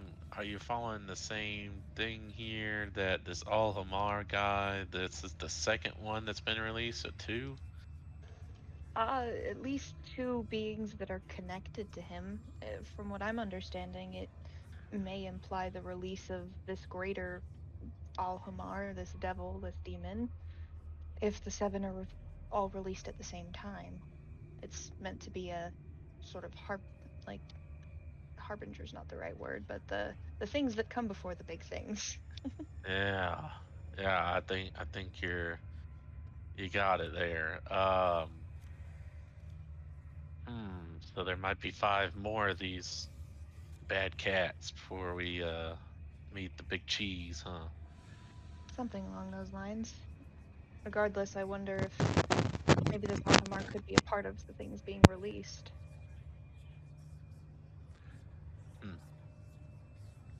As you Well, guys, this is a little out of my expertise. as you guys continue rifling through the table, you'll see a detailed process that Lucky's henchman took to find the ritual to summon this particular Jinn. Interestingly, he had acquired a copy of Marion Allen's notebook on how to go about determining the appropriate ritual for summoning. Unfortunately, this version of the notebook is still prior to Marion Allen realizing the folly of summoning a creature without a desummoning spell ready. In addition, you can clearly see that the henchman did not take the additional precaution of putting up warding markings detailed in the journal, and instead just assumed the church would provide holy ground to prevent a disaster. Damn. Damn, so this thing went on a rampage and murked them all. Yeah, fool's folly, man. Fool's Uh, folly. It would take about 2 to 4 hours to read said notebook. Is there anybody that would like to do this? You don't necessarily need to do it right now. Just keep it in mind. There is occult and Cthulhu mythos knowledge associated with reading said book. Lorna would love to, Okay. if nobody else is going to, or like she would take it with her, assuming Perfect. nobody else wanted to right now. Yeah, no, Camarilla's headed back upstairs at this point. Perfect. Yeah, that's more your alley. He'll leave that to you. As you guys kind of finish rifling through the paperwork here, it becomes obvious that getting rid of the creature after finding it will take some research based off of your guys' roles of it having a different summoning ritual, a different pentagram, all of it being slightly different. But you at least have the tools to make said changes of how you conducted it in Ross's quarters. It's a start. Yeah, Camarilla's gonna head back upstairs to the other two. When we get back, we need to get information from this guy. I mean, that's the plan. And I'll sort of stand up and clear my throat. Well, no time like the present. And I'll like try to pretend like I'm going to be the guy to pick up the unconscious body who's bound, but then I stop halfway down and stand back up. Yeah, Carmilla just sighs as she grabs the guy by the ankle and just starts dragging him. John will help and grab the other ankle. Perfect. Grab the other ankle. The other ankle. Doc, when he wakes up, Yumi, let's get the answers out of him. You got your kit? Whoa. He pulls a scalpel out. Always on me. Great. No. We're taking him to PICA, right? That's what I mean- we're doing, right? We can take him to PICA, and then we can get the answers out of him. Well, why not? We could run by my office, do a little preliminary work, then run him to PICA. I actually agree with Doc there. See what this Jezebel holds in his sweet heart. If we wake him up, Gillis can make him reflect on his feelings until he wants to tell us. Everybody, But- I feel like there are processes, right, Lorna? Yes, Process. processes. Yeah, you process those processes, Gillis. Come on, Lord Camilla. Let's go. Oh no.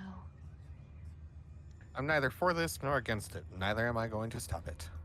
Archibald, that's why you're here, I suppose. And I just kind of like, I'm not admitting defeat, but I don't have the bandwidth to continue the argument of where we're taking the victim first.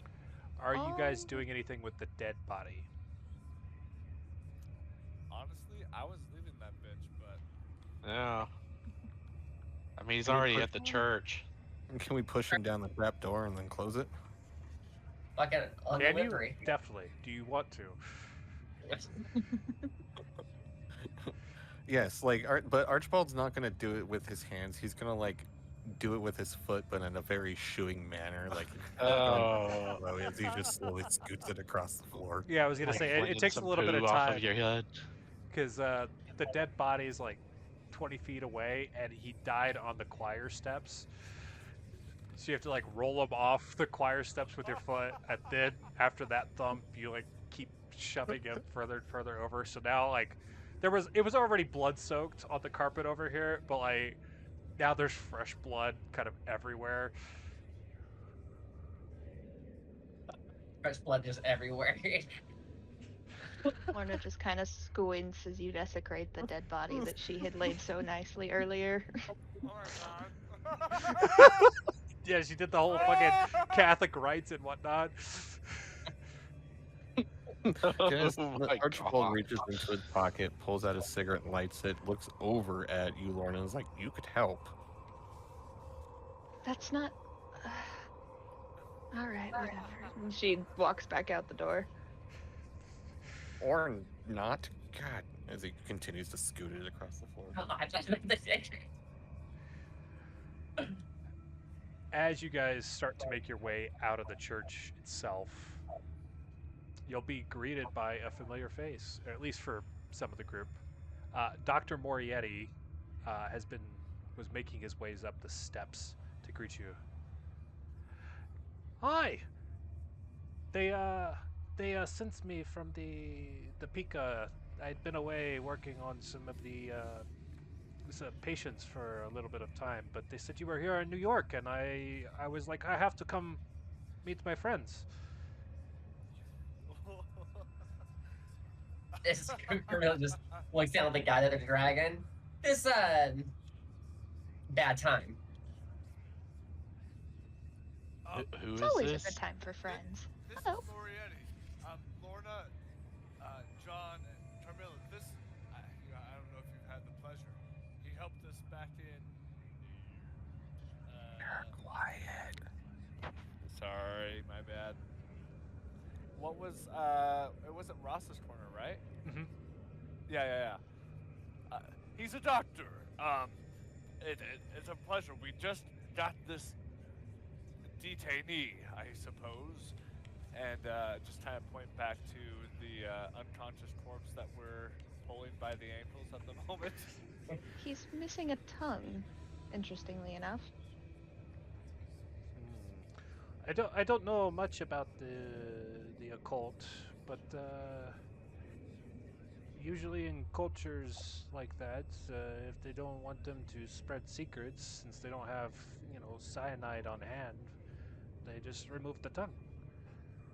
Ooh. Well, we'll get it out of him. Makes sense.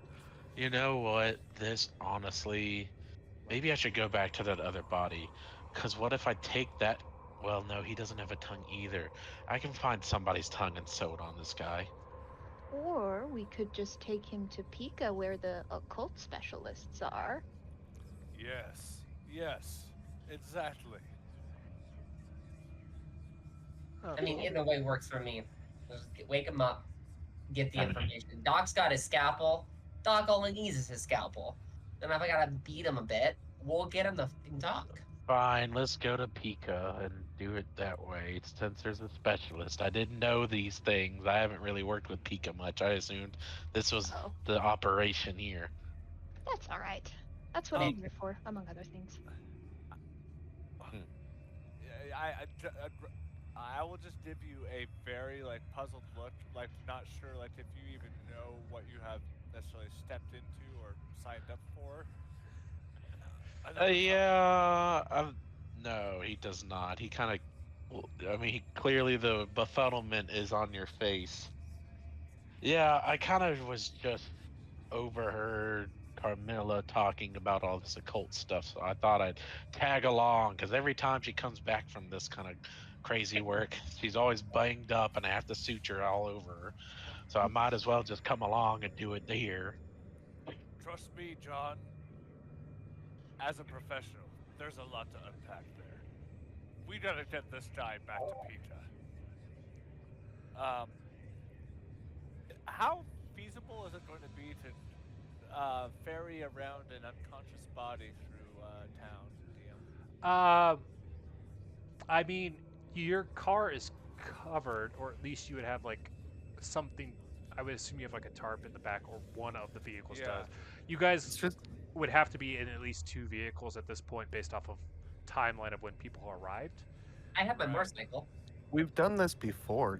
Let's just weaken at Bernie's him again. Oh my god. Prop him up in the back. Someone can ride with me. I have my motorcycle. John will ride on the motorcycle.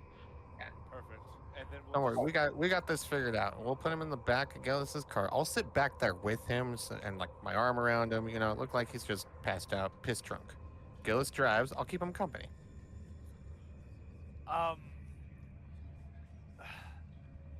I'm not going to lie.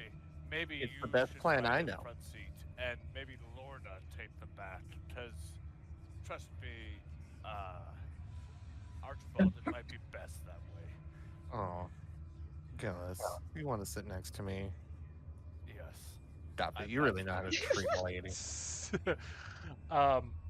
I didn't You are guess set faggots. the scene as you guys came out. It's noticeable with how much time you spent down in the basement that it's like nighttime, like early night, but like it's dark. As you guys like are walking back out of the church, the nearby tree that was covered in crows when you came in, everybody's kind of got like an ominous feeling because it almost feels like the crows are like watching you. No. Please give me a spot hidden roll. Oh my god. Okay, here we go. Are all of us rolling that? I mean, you rolled can a- elect to not to, but you all have the option. Oh, roll. What was Okay. a critical failure again? 96 if you're less than 50 in the skill, or 100 if you have over 50. I rolled a I 28. critically Okay. failed. Okay. I rolled a 28, and the thing is 25. Is that at that point a fail? You Yeah, got I a hard failed. success.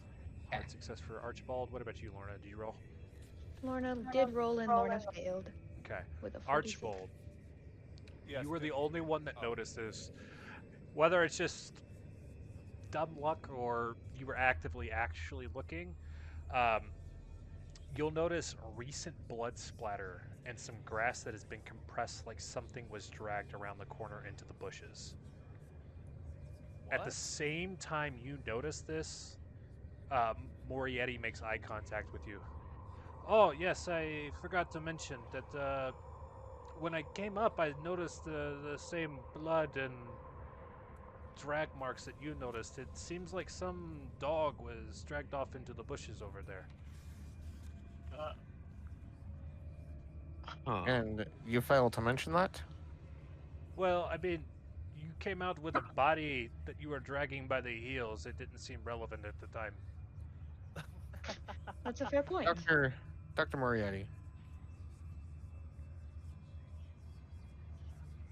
And you get Archibald like squints his eyes at him and leans in real close and says, "Are you Dr. Moriarty?" Give me a psychology roll. Oh! Oh my my god! Oh, god damn, I would not have thought of that. Archibald, the fucking private investigator, y'all. Hang on, I just set off my smoke alarms. Hit us I with that forgot what I was psychology roll. rolling. Psychology. Oh my god, it's a regular Ooh. success. Okay. As success. you get up into Morietti's face, you'll notice that his eyes have a golden glow to him. As you Oh keep my God. staring,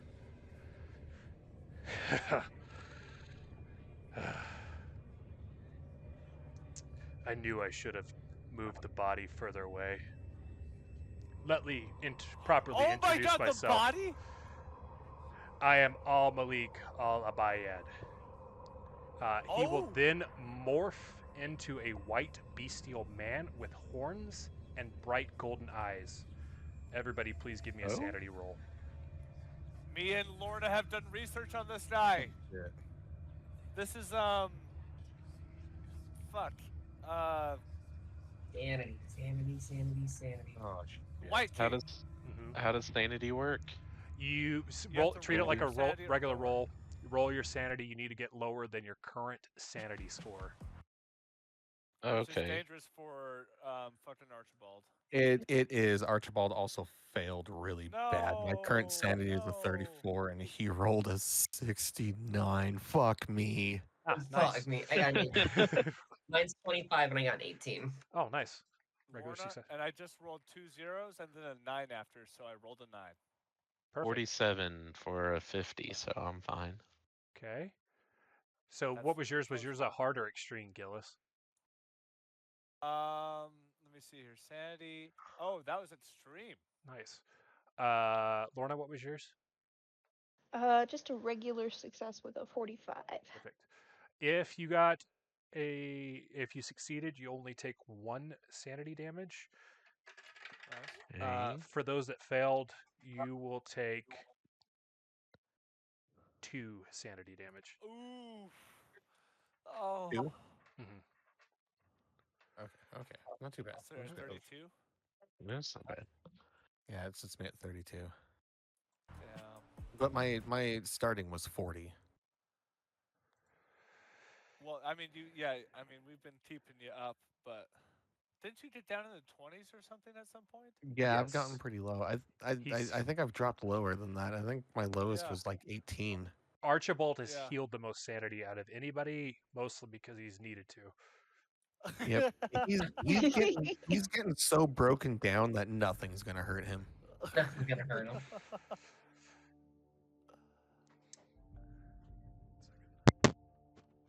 A demon's gonna show up and he's gonna be like, "There's nothing you can say to me that I haven't said to myself 5 inches from the mirror." Where was I wanted to get a better idea of who was brave enough to actively seek me out. Even the cultists did not fully comprehend what they had and lost, but you lots seem to know, at least a basic level, what you are dealing with. So tell me, have you already encountered one of my brethren? No. Gillis at this point will he already knows what he's up against, and any amount of fighting back isn't going to help. But he'll take some sort of defensive stance. Okay. This is a chance for anybody else to react to him revealing himself. What I messaged you earlier. Oh, I do want to have a moment where we don't say anything, but me and Lorna make eye contact when we realize this is the same dude we did research on at the PICA library. Okay, Yeah, that Lorna- happens. Carmilla, if you're going to take a shot, go ahead and describe taking the shot and roll the dice. Oh, The moment he transformed after he said that, without a second thought, she just took a step forward, aimed the gun at his head, and looked him in the eyes, and she said, "Tell the devil I sent ya, and I ain't sorry." Okay, roll your firearm check. oh my God! Shoot his ass. Archibald Oh, trying God. to have a civil conversation with the dude. Here comes Carmilla. Fucking point yeah, blank upon him. seeing Carmilla about to fire, Lorna's kind of putting herself in between the creature and Gillis and Archibald to the best of her ability, or at least Gillis. I Thank rolled you. a 12, and my Oh. regular is a 50, half is a 25, and a fifth is a 10. So Okay. that's a hard Roll success? roll your Yeah. your damage +1. Nice. 6. What's the damage if you're point blank? 46. 46. Damn. Is that the one? I always get confused. Which one is the fucking D? Oh, that's right. This one. That's right. Okay. 4, 2, 3, 2, 4, 2, so 6, 3, 11. 9, 11 plus 1 would be 12. 12. And then Wow. she'll shoot. She's shooting both. Boom, boom. Okay, go ahead and roll your second shot. Do I need to roll the hit for that one too? Mm-hmm. This with the old. Damn, I got an 84 on that one. Oh shit. As A the recoil. shotgun blast hits his head, you see him bend back a little bit, and when you go to take the second shot, he grabs the shotgun barrel and rips it out of your hand and throws it down, and then retaliates with a swipe. Damn. That is a 19. Are you trying to dodge? You need to hit an extreme success. Yes. Oh. My let me see here. Okay. Please Where's my dodge. dodge? Okay, so okay. Mine's a 50. Where's my dice? Okay. Well, you have to roll that extreme success though. So you need a minimum of 12. Wait, we have a dodge? Oh, I see it now. Yeah.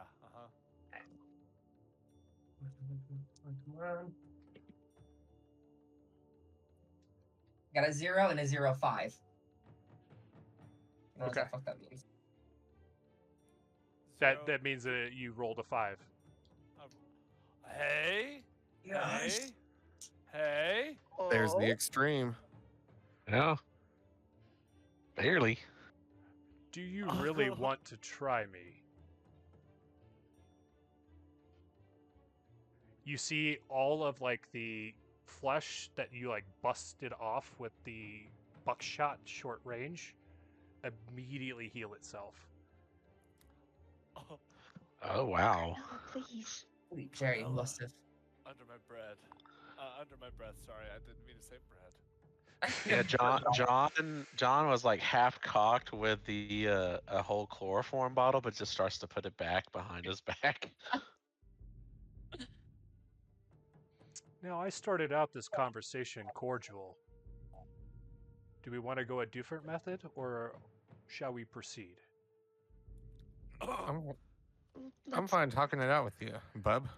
Yes, please proceed. Now, which of my brethren have you interacted with? Oh, what you talking about? Is it Scotty P from down the street? Good guy. Sells good coke. Me Jimmy Moe with personally? the funky limp. Go ahead, Laura. None yet that I can remember. We've done research on you in the libraries. I've seen tomes on you and your brethren. But didn't you guys say you had encountered one other one? At this point, there's no reason to lie. Archibald turns and looks at you. But it's like slow as his cigarette's hanging out of his mouth. You moved my corpse. And she sticks her tongue out.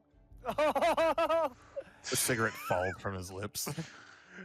Well, I'm glad to see at least one of you has picked up on the severity of the situation you have placed yourselves in. Oh my god. To be fair, I don't even know how I got here. Okay. That makes 2 of us. Archibald, please. And you'll just see like Gilus take back his fighting stance when he realizes like, you know, if he was gonna die right now, he was gonna die. So I just like totally succumb to the power archy right now. Archibald lights another cigarette. Of course. Yeah, For the love of John will God, it's join you hope. on that one. He's a little stressed out, so he's gonna take him out a cigarette.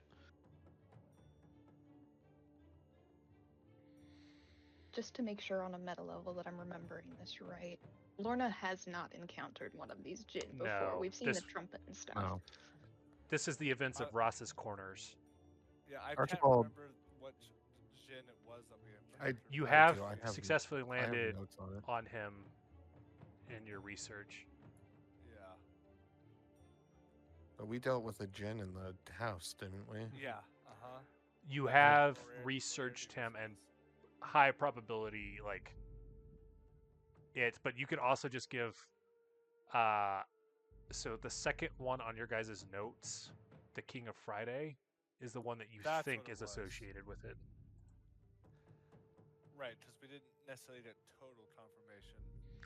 I don't need his name. I just want to know what he was like so I know which ones are still out in the open. Archibald takes a takes a drag off of his cigarette, and like as he blows it out, in his mind, the room goes dark and a spotlight comes on top of him. He goes, "You want to know what it was like? Made me go insane. You see, something deep down inside of me made me question who I am. Made me question what was real." And then, like in his mind, everything comes back to. He takes another drag off of his cigarette and says, "And I was also hiding in an attic." You guys weren't the ones released, I take it, but there was obviously some sort of warding. Archibald just like The inscriptions. Gillis will start shaking his head if the Okay. djinn is paying attention to him. So you two intimately involved. Immediate regret washes over Gillis's face Oh as my he becomes flush. Archibald takes a drag off of his cigarette and then hands it over to you. He's more of a pipe guy, but I guess in this moment he'll just like grab the cigarette and just kind of like take a little puff. You can tell I don't inhale it. Was there any, I don't know, abilities that it showcased that might key me into which of my brothers was released? He was quick to play with our minds, but I remember it being quite blusterous. There was quite a lot of wind that was created in the space. Oh. Zabah. He always was quick to act, getting himself caught. I didn't take he? it you guys have removed him from this plane, at least temporarily. I nervously shake my head. Yeah, he's somewhere. He hasn't Probably happened. Detroit. He hasn't happened to hop into your dreams since then, has he? Archibald like thinks back real hard and he goes, "I don't know. Been too drunk to be able to tell, Sonny." Spoken like a true man on the brink of losing himself. Yep, that's me, Archibald Whitley, private investigator. Nice to meet you. My badge. Yes, dude! Fuck yeah! How quaint. Well, hopefully you have this much fortitude when you tango with the next 5 of us. Dealing with one of my brothers is no easy task, even if you were gifted tools for success before you even encountered him. Believe me, I've read the notebook down in the basement, so I'm familiar with what was it, Marion Allen, the idiot that released the first one. Indeed. The fools here weren't even smart enough to put up the warding. But you seem to know how. Oh, it's my and my brethren's. We deal in knowledge and deals, and let's just say we've played with humanity since the beginning of it. I see. Well, if you know how to do this, then how would we know how to do this? That doesn't make any sense. What? Put up the wording? Sorry, I'm not tracking your phone. Yours. Yeah, that's what he's talking about. Oh, he wasn't asking whether or not you guys knew. He read the journal from Marion Allen about the summoning he did for at Ross's Corner, because there was a copy of the journal down in the basement. Yeah, the journal he read Okay. was not the updated journal. You lot may prove useful for my own ends. For now, I want you to find out what has been done with the rest of the sarcophagi, and let me know what you find. Let's say we'll plan on meeting on the full moon in 20 days' time from now. Oh my god! With a Dude. big grin on his face, he will transform into a crow and say, I'll be watching. Please give me a sanity roll. Oh, Dude, shit. Gilus is literally shaking in his boots. Oh my god, please be a good roll. Please be Oh a good my roll. god, dude. You're gonna have a hard time, man. I am. Fuck! I just literally rolled a 2. A 2? I Like- just rolled a 2. Oh, so an extreme success again? That's been like Oh, yeah. 4 or 5 tonight? Jesus Christ. God is my 16. witness, dude. 18. Okay, 2 successes. failed. Fail. Oh no. Lorna? That's a success with a 17. Okay. Cool. Archibald, based off your face, I'm assuming that was a fail. Yeah. Successes, 1 sanity damage. For Be my nice. fails, you guys take 3. Ah. DM. Not Ooh, good. 3? Wait, 3? Mm-hmm. Oh my god. That's what he said. Did he stutter? What did you Did he see? stutter? DM, is it fair to assume because I got an extreme success, I'm not affected? I haven't ruled it that way up to this point, but that is a good call. For 'Cause you've been future saying regular posterity, we Yeah. will say if you get a hard, reduce the damage by 1. If an extreme, you reduce it by 2. On the off Okay. chance you get a crit, it'll reduce it by 3. So since it was only 1, you take 0 sanity damage. Ooh, thank you. After he's transformed in the crow and he makes that last comment, you'll notice the crow's eye is golden, and he will fly off, and the rest of the crows on the tree will take off with him. Ooh, fuck yeah. At Spooky, this spooky. sight, and after taking some sanity damage, Archibald lights another cigarette, turns and walks to Gillis's car as he whistles tiptoe through the tulips. Oh my god. Oh boy. Is that sound invented yet in the 1920s? Oh god, I don't even know. Fact checking the fat checker. Who Carmilla watches just- the Watchmen?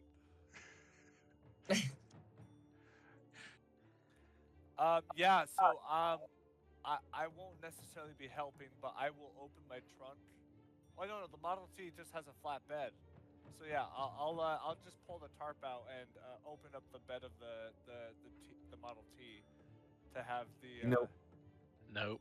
1929. Yeah, I was gonna say just a few 2 years too early. You Uh, the progenitor Archibald of can the T. 100% be whistling this because he is in his own head about it. Go ahead about it. Yeah, you're like an insane artist. You know what I mean? Yeah.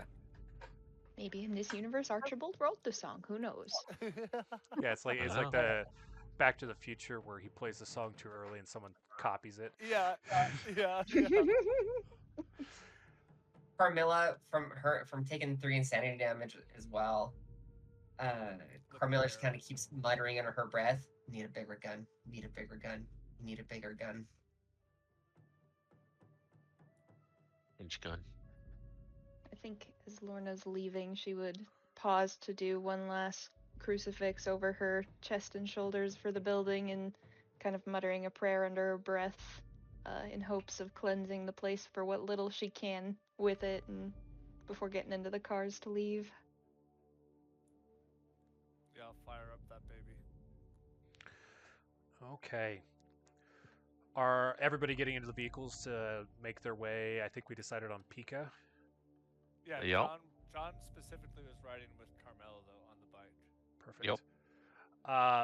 as you guys are making your way to PICA, because it's nighttime in the 1920s, please give me a drive auto for those in control of said vehicles. Oh boy. I remember mine not being the Yeah, you greatest. about ran it off the road last time. Yeah. Oh lord. I specifically not said either. I don't like to drive at night. Oh This is lord. Clearly. twice now where you got people tied up or dead in the back of your car where at night. And it's sort of the same situation.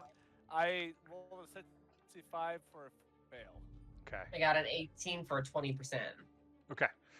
Carmilla, while you are currently battling your insanity, the motorcycle is a comfort zone for you.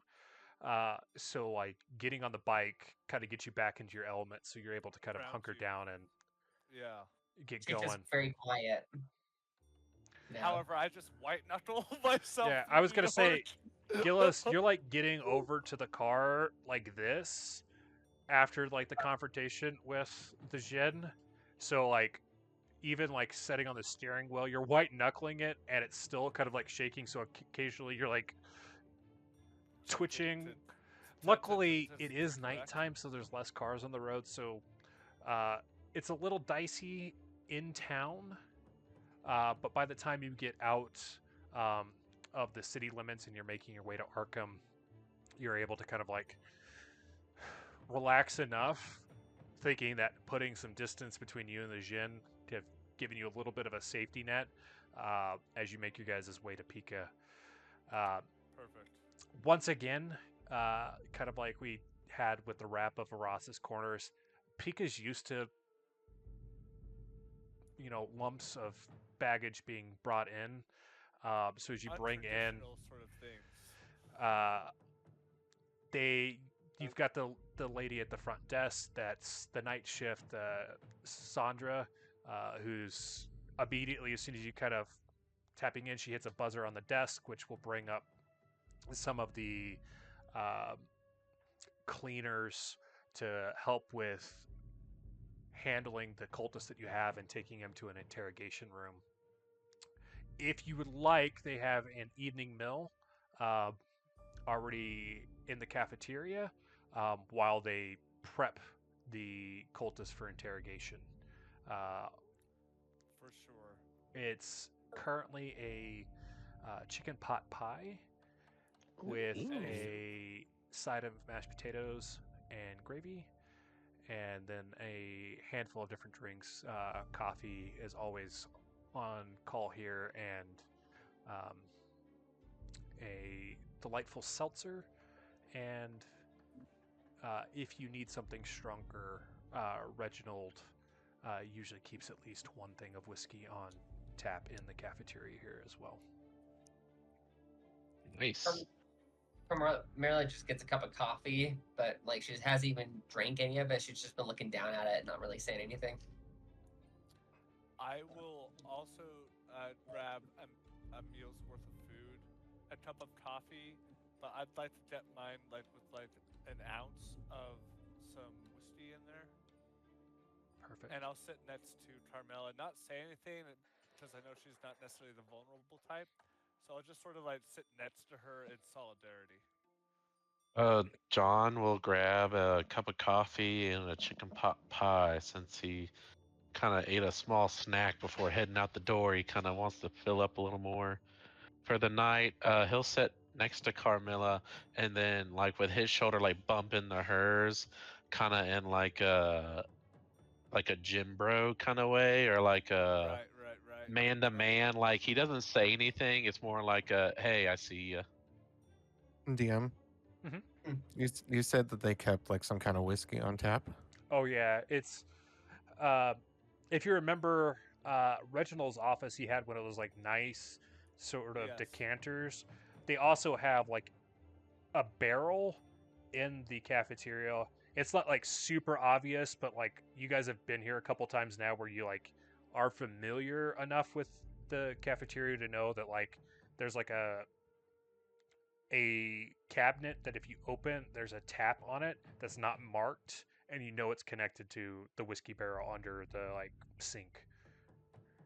Yeah, so Archibald's gonna walk back there, And you'll notice that like he still has a cigarette in his mouth, but at some point it's gone. It went out like halfway through, so he's just holding it. A bud in your mouth, basically. Yeah, and he goes back there and he grabs a glass, like a drinking glass, like a good like 8-ounce size water glass, and he fills it up. And doesn't say a single word and just goes and sits down and starts to sip. Lorna will bring up the rear, returning with a full platter of food and a cup of coffee as well, sitting across from everybody. Looking a little more content than the rest of the group, but kind of Yeah. wary. Wary of everybody else's mood. Not saying anything, but kind of just giving everybody empathetic glances when eyes meet and things like that. John will catch your eye. He looks pretty much fine. I mean, it's a sight, but he served in World War I, so he's seen some shit. So like he's not aghasted. So like he might be. Yeah, he's seen men turn inside out. So seeing a man turn into another thing isn't enough to really break him as much as some of the others might. So he's just kind of munching on food, and he'll look to you and, well, that was fruitful, I'd say. We know a little more than just two guys. Yeah, it's a start, if nothing else. Certainly was a bit terrifying to encounter one in person. Archibald, you guys banished one beforehand. Did it react to you guys like that? Did you get to talk to that one? Archibald, like he looks at like he takes a sip from his glass, and he slowly turns and looks at you. But he has like this look on his face that like suggests he's already hung over tomorrow. Oh Lord. Oh, bad time. Yeah, I had the same question though. Lorna, was it correct? Yes, Lorna Van Crowley. Sorry, I don't know that we've officially met. She'd reach over to shake his hand. He'll shake your hand back. Honestly, there was a lot going on in the church, and I'm not quite up to speed on everything, but that seems like one tough son of a bitch to take down. I never seen I'm going to assume a living creature take a shotgun to the face and spit the bullets back out at you. So I think we're gonna have to find a way to smack it religiously or something, because it looks like bullets ain't gonna do it. Right when he says that, Kamara just says, while still like looking at her coffee like it's the endless void, "We need a bigger gun." Carmelo might not be wrong, but Lorna, to give you a more concise answer, as I take a healthy swig of my coffee,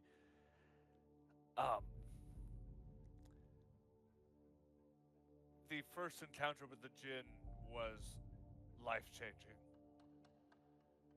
It was terrifying. But what scares me most about the second encounter that we've had with the King of Friday, or not Friday, oh shit, it was Monday, King of Monday. We did not directly speak with the entity, and that's what's even more terrifying. Oh, indeed. Wait, so you're saying that wasn't even the thing? There's more than one thing. There's 7 of them in total, I think. We've only been able to find research on 5. Still need to go digging through the rest of the archives for the rest. Oh, 6. 6, correction. So that's one of the 7, and Exactly. whether or not we have a bigger gun, I'm sure a bigger gun will hurt him physically, but I feel like we need to. I mean, I've seen these newfangled books and movies on. I don't even know if movies are a thing, but these slideshows about ghosts, and it seems like you kind of have to throw a cross at them to really get rid of them or something. It's not that simple, unfortunately. Lorna But we laughs. Yeah. Sometimes. Gillis is right. It's not always the right approach. Depends on the creature we're dealing with. And we have some details on these, but I still have yet to see any real way to banish them. You said you did some ritual prior. It seems like there's some similarities between them, but there's likely to be differences we need to figure out a way to account for. Exactly. When you did this prior ritual, did it involve the same languages that were on the sarcophagus?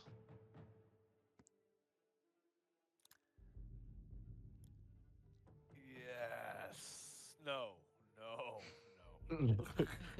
I love Well, you have I- this camera on so we can check this stuff. Lorna and John, as you guys were looking through the paperwork, back in the basement, the chanting that you saw was in Latin. Latin. Right. Ah.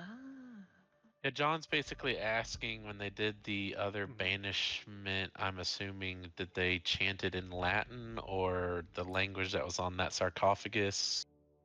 Yes, because didn't Moriarty do it, or was it? All three of you did, because That's right, ritual that's is right. more powerful the more chanters there are. That's right.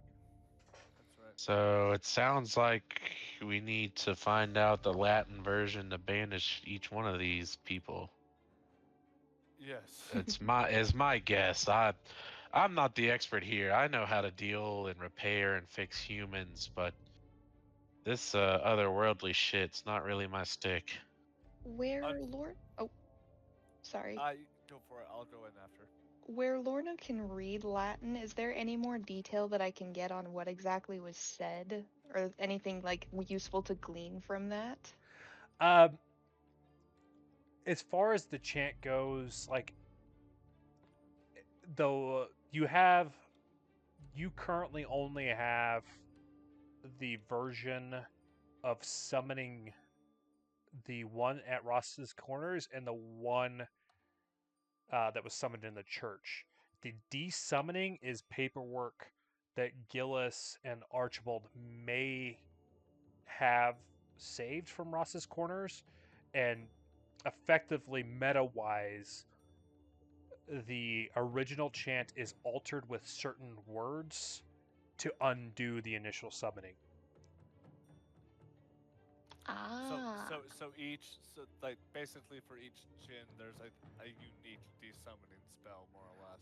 Yeah, Unique that's kind of summoning what. and desummoning, so they're not the same for either. Yeah, that's what Oh, John okay. was saying. That there must be a different thing for each one, but it's Latin is the language, which I guess. John can speak Latin and read it and write it and everything. Goddamn.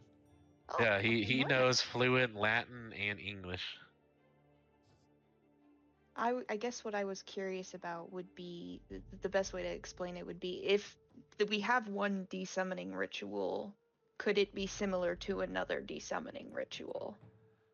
Well, I think so, because whether the Jinn did it intentionally or not, and because of how much power they hold, I would imagine it was intentional, but he specifically mentioned that each Jinn, more or less, had a different way of desummoning them, and he seems comfortable in sharing that fact with us, which makes me think that potentially finding out how to banish this Jinn, at least temporarily, may be difficult. Now at Verizon, we have some big news Good for your point. peace of mind. For Damn all it, our customers, Verizon. existing and new, we And are offering Verizon, low prices nobody for asked. 3 years. Well, I can fluently speak and read Latin, so if you need help doing that, I can be of assistance, or any physical or mental ailments. Well, I can medicate and perform surgeries, so those are my specialties, I guess, to catch everyone up on. Yes, Psychology's not my expertise, but I do dabble in it occasionally. I'll leave you to the physical, and I'll leave mine to the metaphysical. Sounds great to me, and I'll leave the spooky shit to our private investigator and Lorna here, I think. Archibald like slowly turns his head over to you. As you can see, like he's definitely going to be hungover tomorrow as he slurps just the last bit of his whiskey down from the glass as he doesn't break eye contact with you. Yeah, John just shows him his badges. Yeah, same club. And he gets up and goes and refills the glass. Oh my god. I wonder will if. get- Oh, Sorry. go for it. I will get up with Archibald and maybe persuade him otherwise as he goes up for another drink. John will kind of tap on Carmilla's shoulder again with his. Hey, What's up, Doc? you good? Couldn't be fucking better, right? Oh, of course I could have a beautiful woman around my shoulders, but hey, we deal the cards what we have. So you good? Yeah, I'm good. I'm good. Just need a bigger gun. She A kinda wants bigger a lot of gun. bigger gun. Yeah, I don't feel like the chloroform trick's gonna work on any of these spooky things, so I could use a gun too, I think. Silver bullets might be worth looking into as well if you have the means. Lorna would Don't kind know- of tilt her head sympathetically. Don't know Oh. what the fuck silver has to do with it, but whatever has to do with it, I'm for. Bigger gun, silver bullets. Silver gun so you can hit it with the gun if you run out of ammunition. Which just You not know, as that's good. not a bad Well, idea. also in some of my light reading, Carmilla, silver bullets seem to be really effective on werewolves, so same logic applies to every spooky thing, I'm guessing. The fuck's Maybe where? not every, but best take Oh, all precautions. well, like a werewolf's like a half man, half wolf thing. It's in the realm of occult. Indeed. Like kind of just like imagines he imagines like a buff man with a fur tail and a wolf's head. Basically. That's what she imagines, and she just like doesn't really understand. She's like, "That's cool." Yeah, I feel like early concepts were pretty much that. Gillis, give me a persuade roll to see how effective you are at. Oh, sure. Hold on. Leading Wade. to Archibald's, maybe not having a second pint of whiskey. Although I rolled a 24, it's still a fail. Wait, if I don't have points in it, is it 25? It depends on the skill. So, Okay, what's it's the actually 10. parentheses? I need- Okay. Yeah, 10. So yeah, that's a fail. Despite your I'll best say, like- efforts, Yeah. about the time you guys are making your way back to the table from getting around, you'll see a sort of disheveled Reginald making his way in. You can kind of tell that he was woken up. I would say it was probably about 9 p.m. about the time you were rolling into PICA. So he had already gone down for the night. Good evening. Sandra informed me that you guys came in with the cultist and something about another Jinn. I don't want to keep you since it's well past the night, but I wanted to make sure everything was okay. Archibald slowly turns and looks at him. We're a little rattled, for certain, but Okay. intact. And Well, that's good. truthfully, we are really just waiting for the interrogation to be set up with the cultists. Well, I think we can do both of those in the morning. We'll do your debriefing. I'll make sure to review your previous files so that I have as much pertinent information so that we can make a plan moving forward. As far as the cultist himself, interrogations will also need to be held off until the morning. I don't know who applied the chloroform, but they might have been a tad excessive. They're estimating about 8 hours before this fellow is going to be Oh shit! available for interrogation. Well, Bro's when having cranium surgery. well, when dealing with the occult, you can never be light-handed. Oh, I'm not suggesting that you shouldn't have been heavy-handed. It just will be a little bit of time before you can get the goods, so to speak. But we Do have you know rooms. where to get? Oh, sorry. Yes, Carmilla. She just looks up to him. She actually cuts him off, and she just goes, "Do you know where to get silver guns?" Well, we have a fully stocked armory. I'm more familiar with silver bullets. We have a few magazines of that on stock, but depending on the weapon, obviously ammunition varies weapon to weapon. Most people prefer a revolver, so most of them are set to pistol size as far as ammunition. Anyways, I got on a tangent. Fully silver weapons are not really a thing. In my understanding, that would defeat the purpose of having a silver bullet in the first place. The idea is not to be right up against the creature whenever you're fighting it. If I you're think Silver's not bullets will strong enough. do, Reginald. I think bullets will do. Yeah, Reginald, the tangent it's gone on. I think she sorry. meant silver bullet.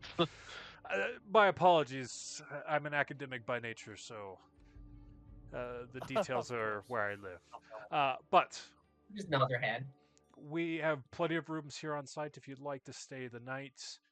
Gilus, Archibald, and Lorna. I mean, you practically live here. You're more than welcome to stay here. If you'd like to get somewhere else, that is fine as well, and we can plan on your debriefing at your leisure. As he kind of looks at Archibald, realizing that setting a strict time is probably not feasible with how drunk he is.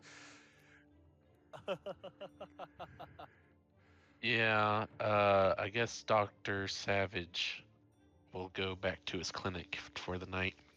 To sleep, aka his home. Where is your home? You guys are currently in a different city than New York. Yeah, I mean, I guess we just get. Just stay the You night can. at PICA, honestly. I don't want to take that away from you if that's where you prefer. Archibald, His residence is in Arkham. Oh, okay. Archibald? Archibald looks at Reginald and he says, "You know, that sounds like a plan. This is why they pay you the big bucks." And then he slams his drink and makes a smacking lips with a smacking sound with his lips and passes out directly onto his face on the floor. Oh, fantastic. It's better than falling asleep in the bathtub like we've had before. Yeah. Marla is gonna leave with Jean. Okay. Gillis, you staying here? Yeah, I'll be staying the night, and obviously, Archibald will as well. I will be helping him with To a bed. To a bed. I'll probably only get him a quarter of the way there before I flag someone else down. Reginald will assist you because he was there as he watched Archibald collapse, but it's the two old guys dragging this dude down the hall. In fact, if you let me, I will tuck Archibald in. I'll kind of do the whole around, Perfect. And I'll just whisper a little bit into his ear. It's gonna be okay. And I'll just give him a little pat on the head and leave the room. Perfect. All right, Lorna, were you Horrifying. staying? Yes. Lorna would probably try and find out if there's silver arrows among the bullets as an option, and then head straight to bed afterwards. As you make your way down to the armory, there is an individual there. Once again, PICA is a 24/7 operation. This is a different one than you've met before, just because you tend not to be running late ops in your previous encounters. But you've seen him around the facility. This is Frederick. He greets you, and upon your request for silver arrows, getting in the zone. well, I don't know if anybody's actually thought of that. I know you prefer the crossbow, but most people prefer guns these days, so that's been the primary. I think we just got a shipment of silver in though, so we should be able to, cast some arrow tips with it. We'd probably need about a couple weeks to finish the refinement process on it to make sure they're sturdy enough for use, but it is definitely an option down the line. Ooh, much appreciated. I will come back and see you then if you don't mind putting that in for me. Perfect. Gillis, after getting Archibald to bed, you make your way to one of the dormitories that's here on site. They've been kind enough to set you up with the one that you had last time you were here, just a few weeks ago. Nice. So you're familiar with the territory. As you kind of get laid in, and Lorna, as you make your way back to your room and get laid in, the camera will kind of cut over to Carmilla and John on their motorbike as they're making their way back. Despite how dark it is, once again, Carmilla is kind of in the zone. Having a little bit more of a target to go towards and knowing that they may have the means to be successful has given her a little bit of a boost in confidence. So she's able to make their way back over to Lucky Luciano's territory. I guess before that, she will drop John off at his residence in Arkham. And as everybody's kind of like making their, getting ready for bed or actually passing out, the camera will kind of split and you'll see crows outside each of the locations with That the eye everyone's kind of at? turned Oh, looking at it. And that Oh, is where we'll end shit. tonight's session. oh shit. Oh, damn, beautiful. Oh, I love it.